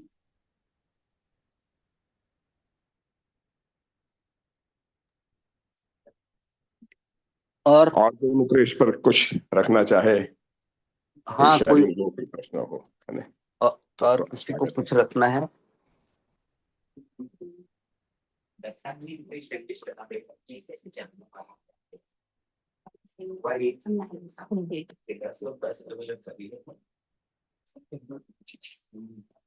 और भैया कोई, संतोष भाई। भैया मुझे रखना तो कुछ नहीं है, मुझे कुछ थोड़ा सा एक प्रश्न था मेरा। हाँ बताओ अब भैया। जैसे भैया समाधि के संदर्भ में यहाँ पर जो बात आई है उसके हिसाब से समाधि की कोई उपयोगिता दिखती नहीं है। नहीं, समाज ऐसा नहीं है, समाधि की उपयोगिता समाज के लिए और मानव जाति के लिए नहीं दिखती है, ऐसा बोल रहे हैं। समाधि, हाँ नहीं ठीक है भैया, पर उसके कुछ तो पॉजिटिव एस्पेक्ट भी होते ही होंगे कि नहीं होते होंगे, कि पूरा उसका कोई शून्यता में ही है, बस शून्य ही है वो। नहीं, अब ऐसा तो देखो, अब जैसे व्यक्ति में कुछ तो कुछ तो परिवर्तन होता ही होगा, नहीं या नहीं, कुछ उसकी कुछ तो प्राप्ति तो होती ही होगी ना भैया। जो व्यक्ति समाधि को प्राप्त हुआ उसको, वो जो है ये जो समस्याओं से मुक्त हो गया, खुद तो मुक्त हो गया समस्याओं से। लेकिन हम्म। यहाँ पे दो चीजें हैं, देखो, वो मुक्त हो गया, उससे मानव जाति को, या एक जो व्यवस्था है, जो नियति सहज अस्तित्व सहज व्यवस्था है, समाज है, पूरा विश्व है, और इतने आदमी हैं, उनके लिए कोई कार्यक्रम वो नहीं कर पाता है। मतलब वो कार्यक्रम में भागीदारी नहीं कर पाते हैं, क्योंकि उनको कुछ नहीं है, कुछ नहीं करना है, कुछ नहीं चाहिए की स्थिति में रहते हैं समाधि के बाद। तो वो नहीं कर पाता, तो समाज के लिए या मानव जाति के लिए या इवन अपने परिवार के लिए भी वो कोई कुछ उपयोगी नहीं हो पाता। वो बाबा जी इसमें बोल ही रहे हैं कि वो कर पाता है तो इसी का अनुमोदन और इसी का प्रचार कर पाता है। अगर कोई समाधि के बाद भी शरीर रखे रहता है तो इसी का वो कर पाता है। तो दूसरी, इसका दूसरा एक ये है कि हर आदमी अगर समाधि के लिए प्रयास करने लगे तो क्या होगा। मतलब समाधि का प्रयास करने वाला आदमी परिवार से, समाज से सबसे अलग होके ही कर पाता है, ऐसा भी बोल रहे हैं। क्योंकि परिवार के साथ रह के या मतलब उसको एकांत चाहिए, मतलब जिससे किसी कार्यक्रम में या कहीं भी उसकी वो ना हो, अड़चन भी ना हो और भागीदारी भी ना। तो वो कैसे होगा। तो हर आदमी के लिए समीचीन नहीं है, और हर आदमी के लिए समीचीन नहीं है तो मानव के जो कष्ट हैं, जो मानव जाति के कष्ट हैं, जो समग्र मानव के कष्ट हैं, जो समस्याएं हैं, उनका निराकरण कहाँ हुआ। एक आदमी या 100 आदमी के समाधि प्राप्त कर लेने से मानव जाति के कष्टों, अभी तक परंपरा में हो सकता है सैकड़ों लोगों को समाधि हो गई हो, पर मानव जाति के जो कष्ट हैं, जो आज हम लोग देख ही रहे हैं, उनका निवारण, सार्वभौम निवारण के लिए कोई सार्वभौम व्यवस्था या सार्वभौम विधि या अध्ययन विधि नहीं बन पाई, ऐसा बाबा जी का कहना है। मतलब वो किसी को समाधि हुई उसको कुछ नहीं मिला, ऐसा नहीं बोल रहे। मतलब बाबा जी जो सार्वभौम व्यवस्था या जो एक वो है उसकी बात कर रहे हैं, उसके लिए कुछ नहीं निकल के आया आज तक। बिल्कुल ठीक बात है भैया, लेकिन जैसे आप कह रहे थे अभी कि बाबा जैसे वो एकांत ही लगता है समाधि के लिए, या कोई भी व्यवस्था उस तरीके की जरूरत होती है, सब उपयोगी नहीं हो पाता। बाबा तो खुद भी परिवार में रहते ही समाधि प्राप्त किए। हाँ, बाबा जी समाधि परिवार में रहते हुए प्राप्त किए, पर बाबा जी जितने टाइम में साधना ध्यान करते थे, चाहे वो 10 घंटे हो, 12 घंटे, तो सब, मतलब उस दौरान तो न तो किसी से बात करते थे, न कुछ काम करते थे, कुछ नहीं करते थे। और दूसरा जो है, जो ग्रंथों में लिखा गया है अपने वेदांत वेदों में, उसमें लिखा गया है कि जो सांसारिक आदमी है या जो पारिवारिक आदमी है वो समाधि को प्राप्त नहीं हो सकता, ऐसा लिखा गया है। बाबा जी ने थोड़ा सा मतलब आउट ऑफ द बॉक्स जाके हिम्मत की, हो गया उनको। और ऐसा तो नहीं लिखा गया होगा भैया, ये लिखा गया उनको सहजता हो, उनको जो उस परिवार, नहीं जो नहीं, परिवार ऐसा ऐसा लिखा सांसारिक। गया, ऐसा लिखा गया है कि आपको जो समाधि के लिए जो प्रयास करता है उसको परिवार से अलग होके ही रहना है, मतलब दूर कहीं जाके रहना है। तो बाबा जी को भी तो जितने भी साधु सन्यासी लोग आते थे वो सब बोलते थे कि तुम गृहस्थ में रह रहे हो, तुमको समाधि नहीं होगी। तो बाबा जी बोले अच्छा ठीक है, भैया, जब देखो समाधि समाधि होती होगी हम्म। तो निश्चित रूप से उनके आचरण में भी उस स्तर का परिवर्तन भी आता ही होगा। मतलब आचरण के लिए कोई विचार ही नहीं आता ना। बाबा जी तो ये बोल रहे हैं ना, आचरण तो तब होगा जब कोई विचार होगा। विचार शून्य हो जाने के बाद आचरण क्या करेगा? तो 24 क्या घंटे तो समाधि में यूं भी नहीं रहते होंगे ना भैया वो। अब वो तो अंततः तो भाई 4 घंटे 5 घंटे जो शरीर की आवश्यकताएं पूरी करने के लिए अपना कार्य व्यवहार तो करते ही होंगे। उस टाइम में मतलब कार्य व्यवहार मतलब कुछ भोजन कर लिए और कुछ मलमूत्र त्याग कर लिए, बस इतना ही होता होगा। जैसा बाबा जी लिखे हैं उसी के आधार पर। मेरे को तो हुई नहीं भाई समाधि। जी तो भैया। बाबा जी तो जी बोल रहे हैं ना कि उसमें समाधि के बाद या समाधि के दौरान ही आदमी शरीर छोड़ देता है। बहुत कम लोग होते हैं जो उसके बाद भी कुछ सालों तक या कुछ महीने या कुछ दिनों तक शरीर को रख पाते हैं। ऐसा बोल ही रहे हैं। जी भैया, जी मैं भैया, थोड़ा हाँ। जुड़ने का कोशिश करूँ। आप बिल्कुल ठीक बता रहे हैं ना। हम्म। बाबा जी के बाबा जैसे मैं पकड़ पाया, बाबा जी का कहना है कि समाधि के दौरान उसकी जो है ना आशा विचार इच्छा चुप हो जाती है। मतलब कहने का कुल आशपर्य है ना, वो निर्विचार हो जाता है। और निर्विचार किसको कहते हैं? कि कुछ है, कुछ करना है, कुछ चाहिए वाली बात बंद हो जाती है, उस पर निषेध लग जाता है ना। तो मतलब आगे जो है मानवीय व्यवस्था, मानव में व्यवस्था, व्यक्ति में व्यवस्था, परिवार में व्यवस्था, समाज में व्यवस्था का कोई जो है स्वरूप निकलता नहीं है ना। जब वो स्वरूप ही नहीं निकलता, व्यवस्था का कोई स्वरूप नहीं निकलता, तो फिर जो है आगे व्यवस्था में जीने का कार्यक्रम भी कैसे निकलेगा है ना? जिस तरह से जो है बाबा जी यहाँ रख रहे हैं है ना, उसमें जो है समाधि के दौरान उनको व्यवस्था का कोई स्वरूप जो है नहीं दिखा है ना। किसी प्रकार का ज्ञान संपन्नता जैसा नहीं हुआ है ना। वो नहीं हुआ इसलिए जो है उन्होंने समाधि के बाद संयम किया। संयम में जो है ये पूरी चीज जो है ना, अस्तित्व में व्यवस्था है ना, अस्तित्व में व्यवस्था के आधार पर प्रकृति में व्यवस्था, और उसके आधार पर फिर जो है मानव में व्यवस्था है ना, वो पूरा चित्र उभर के आया। और फिर जो है उसको बाबा जी ने जीने में जो है प्रमाणित करने का अभ्यास किया, और उसी क्रम में जो है उन्होंने वो उसको प्रमाणित भी किया। और जो है उसके क्रम में जो है हम सबके साथ ही पूरा ये चीज हमारे समक्ष रखा। ठीक है भैया, मैं कुछ जी पहुंचा भैया। पाया? हाँ जी भैया, बिल्कुल ठीक, बिल्कुल। जी जी जी। संतोष भैया बताओ। नहीं भैया, मेरे दिमाग में एक आ रही थी कि मतलब इतना इसका चलन रहा है, इतनी इसका महिमा मंडन रहा है, और बिना सार्थकता के तो भैया मतलब चींटी भी नहीं चिपकती गुड़ में। तो वो कुछ तो उसकी श्रेष्ठता, कुछ तो कुछ का आस्वादन होता रहा होगा लोगों को। दूसरा उसकी बात भैया एक और समझ में आती है कि जैसे अभी बात हो रही थी, कोई भी इकाई हम्म, किसी भी समय एक दूसरे से सामने आती ही है, होती ही है। तो आमने सामने होने से उसके प्रतिबिंबन का प्रभाव पड़ता है। तो प्रतिबिंबन होता रहता है। तो भैया मैं कहता हूँ कि एक जागृत जागृत पुरुष की बात नहीं कर रहा, केवल समाधिस्थ पुरुष है। तो उसकी उसकी जो स्थिति है उसका प्रभाव भी चारों तरफ पड़ता होगा। तो ना उसने आचरित किया हो, पर उसके बिंबन प्रतिबिंबन के प्रभाव से भी तो कुछ परिवर्तन आते ही होंगे, कुछ कुछ होता होगा परिवर्तन। ऐसा मैं मेरी कल्पना जा रही थी। ये प्रभाव तो जो है ना वो उसके आचरण का प्रभाव फैलेगा ना। आदमी केवल बैठा रहेगा, उसका प्रभाव शरीर से प्रभाव निकलेगा, जिसको हम अभी कह रहे हैं कि उसके वाइब्रेशन जो है वो जागृति के वाइब्रेशन तो जो है वो वैसे है ना, जागृत आदमी बैठा रहेगा और वाइब्रेशन फैलेंगे, और जो है आसपास जागृति फैलेगी। शायद ऐसा हम समझ रहे हैं, तो मुझे लगता है कि इसको फिर से सोचने की मैं आवश्यकता है। जागृति की बात ही नहीं किया भाई, अभी तो मैं समाधिस्थ व्यक्ति की तो बात कर रहा समझ हूँ कि लिए समाज के लिए जागृति बिल्कुल की। निरुपयोगी होगा ऐसा मेरे को, क्योंकि इतना महिमा मंडन हुआ, इतना मतलब उसका सम्मान हुआ है और उसको स्वीकारा गया है। तो हाँ कोई कारण ही रहा होगा। तो वो किस तरीके से हुआ, ऐसा मेरा बार बार दिमाग में आता है कि इतना इतना मतलब समाधि ही मूल लक्ष्य था पहले तो एक समय।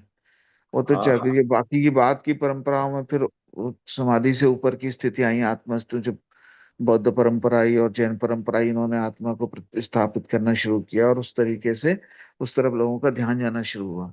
बाकी उसके पहले तो समाधि ही मुख्य मुद्दा रही है, मुख्य ध्येय ठीक बात। रहा है। तो नहीं, समाधि ये नहीं, मोक्ष रहा है, मोक्ष के क्रम में समाधि रहा है ना। हाँ हाँ और मोक्ष को किस रूप में माना गया है? ईश्वर में विलय हो जाना। परमात्मा में, है ना। तो है ना, अभी भी वो है। तो ब्रह्म स्थिति में ब्रह्म, है ना, ब्रह्मवश तो आदमी ने बहुत कुछ जो है मान के रखा है और उसके पीछे अपना जान लगा दिया है ना? तो ऐसा नहीं है कि जहां जान लगा दिया मतलब जो है वो श्रेष्ठ ही होना चाहिए, है ना। ब्रह्मवश आदमी ने बहुत कुछ, और मतलब उसमें ऐसे नहीं, मतलब दिल से लगने वाले लोग, समर्पित लोग थे। ऐसा भी नहीं है कि ये जो है कुछ दिखावा किया, लेकिन अब ब्रह्मवश कुछ मान लिया, है ना, तो उसको है ना, श्रेष्ठ तो थोड़ी कहेंगे, है ना। वो कह सकते हैं कि वो श्रेष्ठता के क्रम में जो है उन्होंने कोशिश किया। समाधि की उपलब्धि को मैं देखूं तो शायद स्वांत सुखाई के रूप में हो सकती है, लेकिन स्वांत सुखाई जो है ना, वो जो है पूरी मानव जात के अर्थ में तो उसका उतना मतलब निकलता नहीं है ना।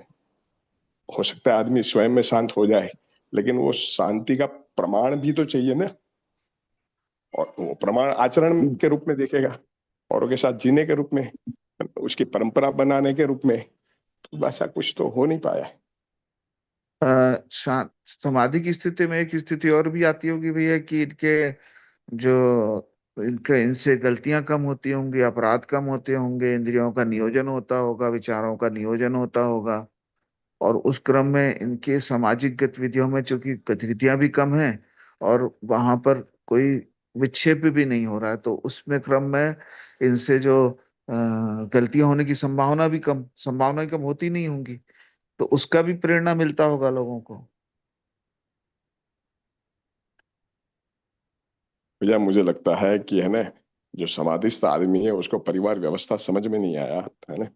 तो वो परिवार व्यवस्था में जिएगा नहीं तो परिवार के साथ, है ना, उसमें फिर कैसे जो है वो उपयोगी हुआ। हाँ जी भैया, बिहार भैया कुछ कह रहे। नहीं भैया, मैं यही बोल रहा हूँ एक्चुअली।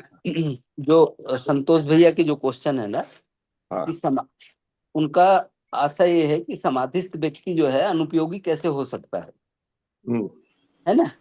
हम्म। वो उनका वो कहना ठीक है कि समाधिस्थ व्यक्ति अनुपयोगी नहीं है, पर वो परंपरा के लिए कुछ मतलब दे नहीं पाता है। मतलब एक जो बाबा जी बोल रहे हैं सबका कल्याण होगा तभी मानव मतलब धरती स्वर्ग होगी, तो सबके कल्याण का जो राजमार्ग है वो समाधि से नहीं निकला, इतना बोल रहे हैं बाबा जी। तो उसमें उसके अलावा और कुछ उसमें लेने की जरूरत नहीं है। बाबा जी का जो कहना है, देखो ये सब हम जो पढ़ रहे हैं, बाबा जी ने जो लिखा है उसको पढ़ रहे हैं, हमारा उसमें कोई अपना खुद का वो नहीं है ना। और हम समाधि को एक बहुत उत्कृष्ट और एक बहुत ऊंची स्थिति में मानते ही हैं पर्सनली, कि समाधि एक बहुत बड़ी चीज है जो दुर्लभ है। मतलब अब जैसे करोड़ों लोग करेंगे तो एक आदमी को सफल होगा, मतलब कितनी बड़ी चीज है, सोचो ना। तो समाधि को कहीं इंफीरियर या ऐसा कहीं प्रतिपादित नहीं कर रहे हैं, बाबा जी भी नहीं कर रहे हैं, क्योंकि बाबा जी उस स्थिति से निकले हुए हैं, है ना, समाधि को प्राप्त किए हुए हैं। इसलिए उनको पता है कि समाधिस्थ व्यक्ति की क्या औकात होती है ना। समाधि की अभी क्रैश कोर्स होता है डायरेक्ट, है ना। लेकिन समाधि से समाधिस्थ लोगों से सबके कल्याण के लिए, पूरे मानव जाति के कल्याण के लिए कोई कार्यक्रम नहीं निकला। इतने धार्मिक ग्रंथों ने जो पूजा पाठ विधि व्यवस्था बताई है, उससे सबके कल्याण के लिए कोई कार्यक्रम नहीं निकला। बाबा जी इतना ही बोल रहे हैं, उसको इसी रूप में स्वीकार करो कि सबका कल्याण जब तक नहीं होगा तो मानव जाति के जो संकट है वो खत्म नहीं होंगे। सबको धीरे धीरे एक लिमिट में जाके, एक समय में जाके मानवतापूर्ण आचरण में पारंगत होना पड़ेगा, तभी धरती पे रहने वाले सभी मानवों के संकट का समाप्त खत्म होगा। उसके लिए कोई कार्यक्रम अभी तक, इतने हजारों साल हो गए, लाखों साल हो गए होंगे मानव जाति को आए, अभी तक कोई सार्वभौम कार्यक्रम या कोई शिक्षा या कोई विधि व्यवस्था नहीं निकली। बस इतना बोल रहे हैं। जी भैया, है ना। बाबा जी ये भी कह रहे हैं ना साथ में कि मतलब समाधि की जो डिजाइन है, समाधि से जो है जागृत होने की, है ना, वो मतलब हर आदमी के लिए संभव भी नहीं है ना। वो जो है कुछ विरले लोग कर ले वो अलग बात है ना, लेकिन हर आदमी के लिए वो संभव नहीं है। तो हर आदमी के लिए जो संभव है, वही डिजाइन जो है बाबा जी ने समाधि से ऊपर जाके, संयम में जाके जो है उन्होंने निकालेगी। तो मतलब ये हम लोग अभी जो समाधि की बात कर रहे हैं, मुझे लगता है वो है ना, एक्चुअली बाबा जी की हाइट से अभी हम समाधि की बात करें, बाबा जी उतनी ऊंचाई पर पहुंच रहे गए हैं कि जहां पर जो है उनको लगता है कि भाई समाधि है ना, समाधि की ये स्थिति है ना, समाधि ये चीज है। जबकि हमारे लिए तो समाधि भी बहुत उच्च स्थिति है ना। तो अभी जो हम समाधि की बात कर रहे हैं वो बाबा जी की दृष्टिकोण से बात करेंगे। बाबा जी ने देख लिया भी है ना, समाधि से ऊपर अगर जो है सर्वसुख की कोई डिजाइन आदमी को चाहिए, संपूर्ण मानवजात के सुख की डिजाइन, और वो चाहिए ही चाहिए, क्योंकि अस्तित्व सहअस्तित्व के रूप में है ना, अकेले नाम की कोई चीज नहीं है। तो आदमी अकेले सुख का, स्वांत सुखाई का कोई कार्यक्रम ढूंढेगा, उससे वो सुखी हो जाएगा, निरंतर सुख को प्राप्त कर लेगा, वो भी एक सोचने वाली बात है ना। आदमी निरंतर सुखी होना चाहता है, निरंतर सुखी होने के लिए उसको जो है संपूर्ण मानवजात के सुखी की डिजाइन को सोचना पड़ेगा, उसकी परंपरा को सोचना पड़ेगा।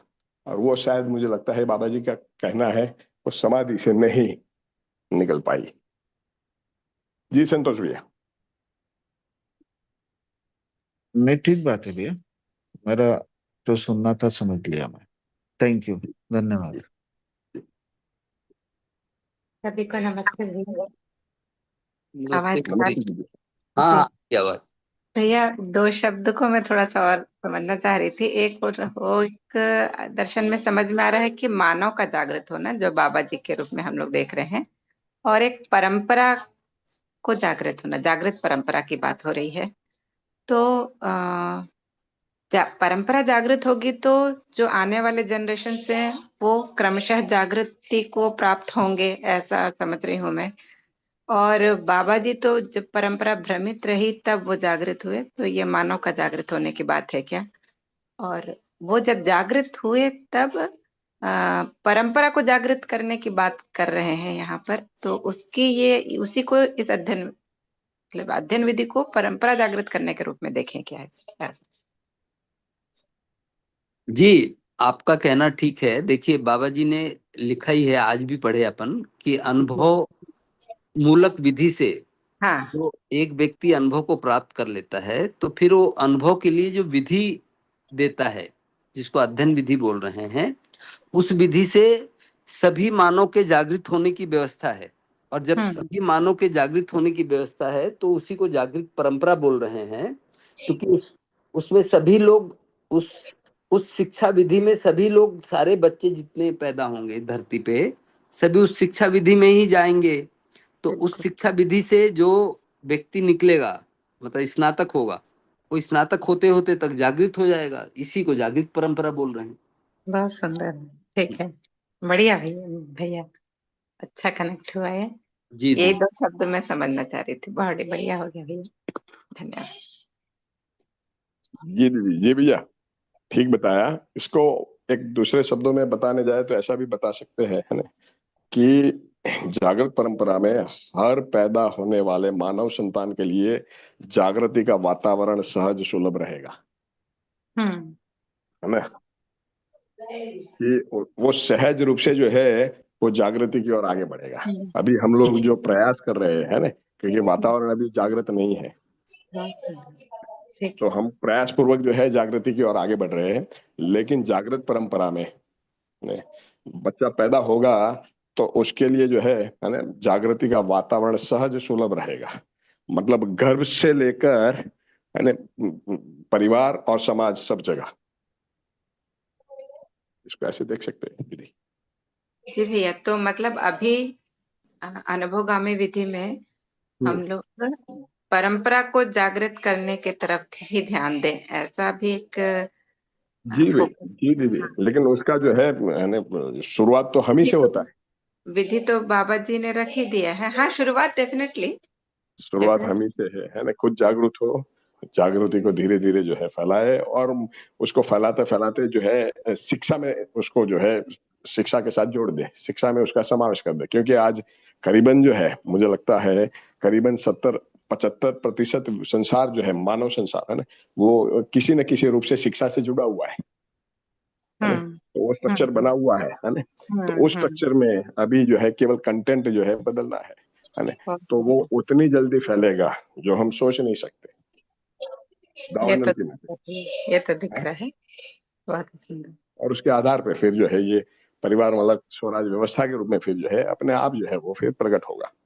इस तरह से बाबा जी जो है बता तो रहे हैं, जो सत्यान जा रहे ये जो हैं। हाँ जी। विधि आ रही है समाधि संयम की विधि, ये हाँ जब परंपरा जागृत नहीं थी तब बाबा जी के लिए मतलब सही था, उनका अपना शोध था, ये अनुसंधान था। लेकिन हाँ अब जब जागृति हो गई है, मान है ना, तो हाँ उनका जो ये विधि, ये जो कार्यक्रम उन्होंने दिया है, 5 आयामों में जीने के साथ साथ परंपरा में हाँ ध्यान देना, ये अब जी जी समझ में आ रहा है। जी अब उस प्रोसेस की तरफ हमको जाने की जरूरत नहीं है, ऐसा एक जी अंदाजा। जी। बाबा जी ने भी जो समाधि संयम किया ना, वो तो परंपरागत विधि से ही किया। केवल संयम जो है उन्होंने अपनी तरह से किया, लेकिन संयम हाँ, नाम की एक जो है ना साधना विधि तो थी, उनको बाबा जी ने जो है उल्टा दिया, है ना, अपने तरीके हम्म, से। वरना साधना विधि तो जो है परंपरा में थी ही, है ना। ठीक है। हाँ, तो आदर्शवाद और भौतिकवाद दो ही वाद थे, मोटे मोटे, है ना, दो ही विचारधारा थी। उसी में से एक विचारधारा जो है आदर्शवाद के जरिए बाबा जी जो है समाधि तक पहुंचे।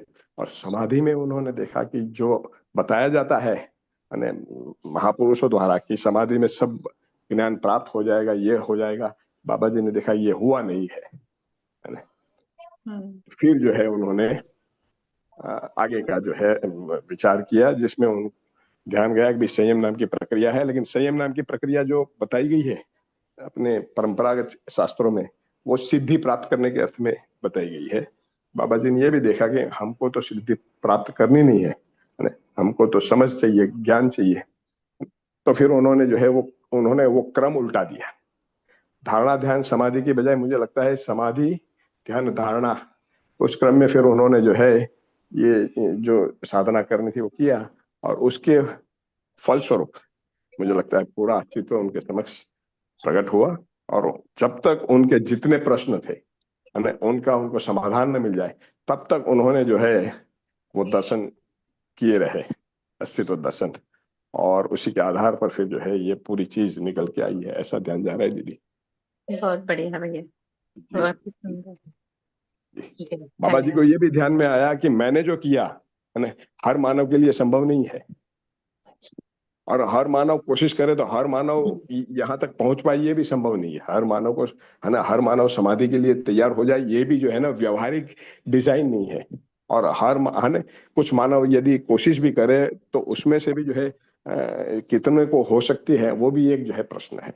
तो बाबा जी ने बोला ये तो व्यवहारिक चीज नहीं है ना। कुछ विरलों ने किया है, अच्छी बात है, लेकिन व्यवहारिक नहीं है।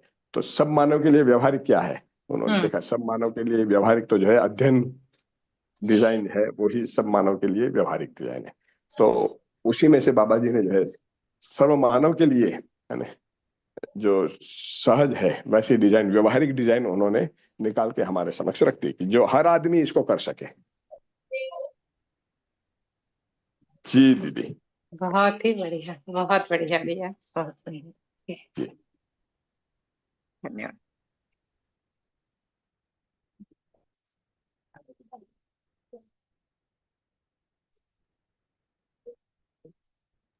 आज पूर्णिमा दीदी मौन है। पूर्णिमा दीदी।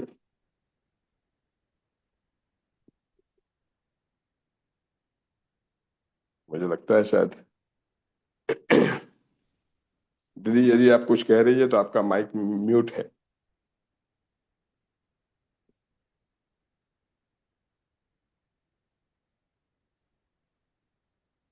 ठीक है। और कोई मित्र आज की चर्चा को लेकर कोई शेयरिंग, कोई प्रश्न? विजयबल भैया।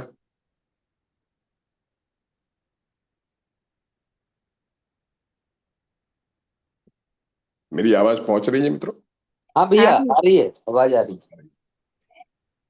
मेरे को लगता है और कोई व्यक्त नहीं होना चाह रहा है, तो आज का कार्यक्रम यहीं पूरा कर दें। जी। उमाशंकर भैया, गंगवार जी, किशन भैया,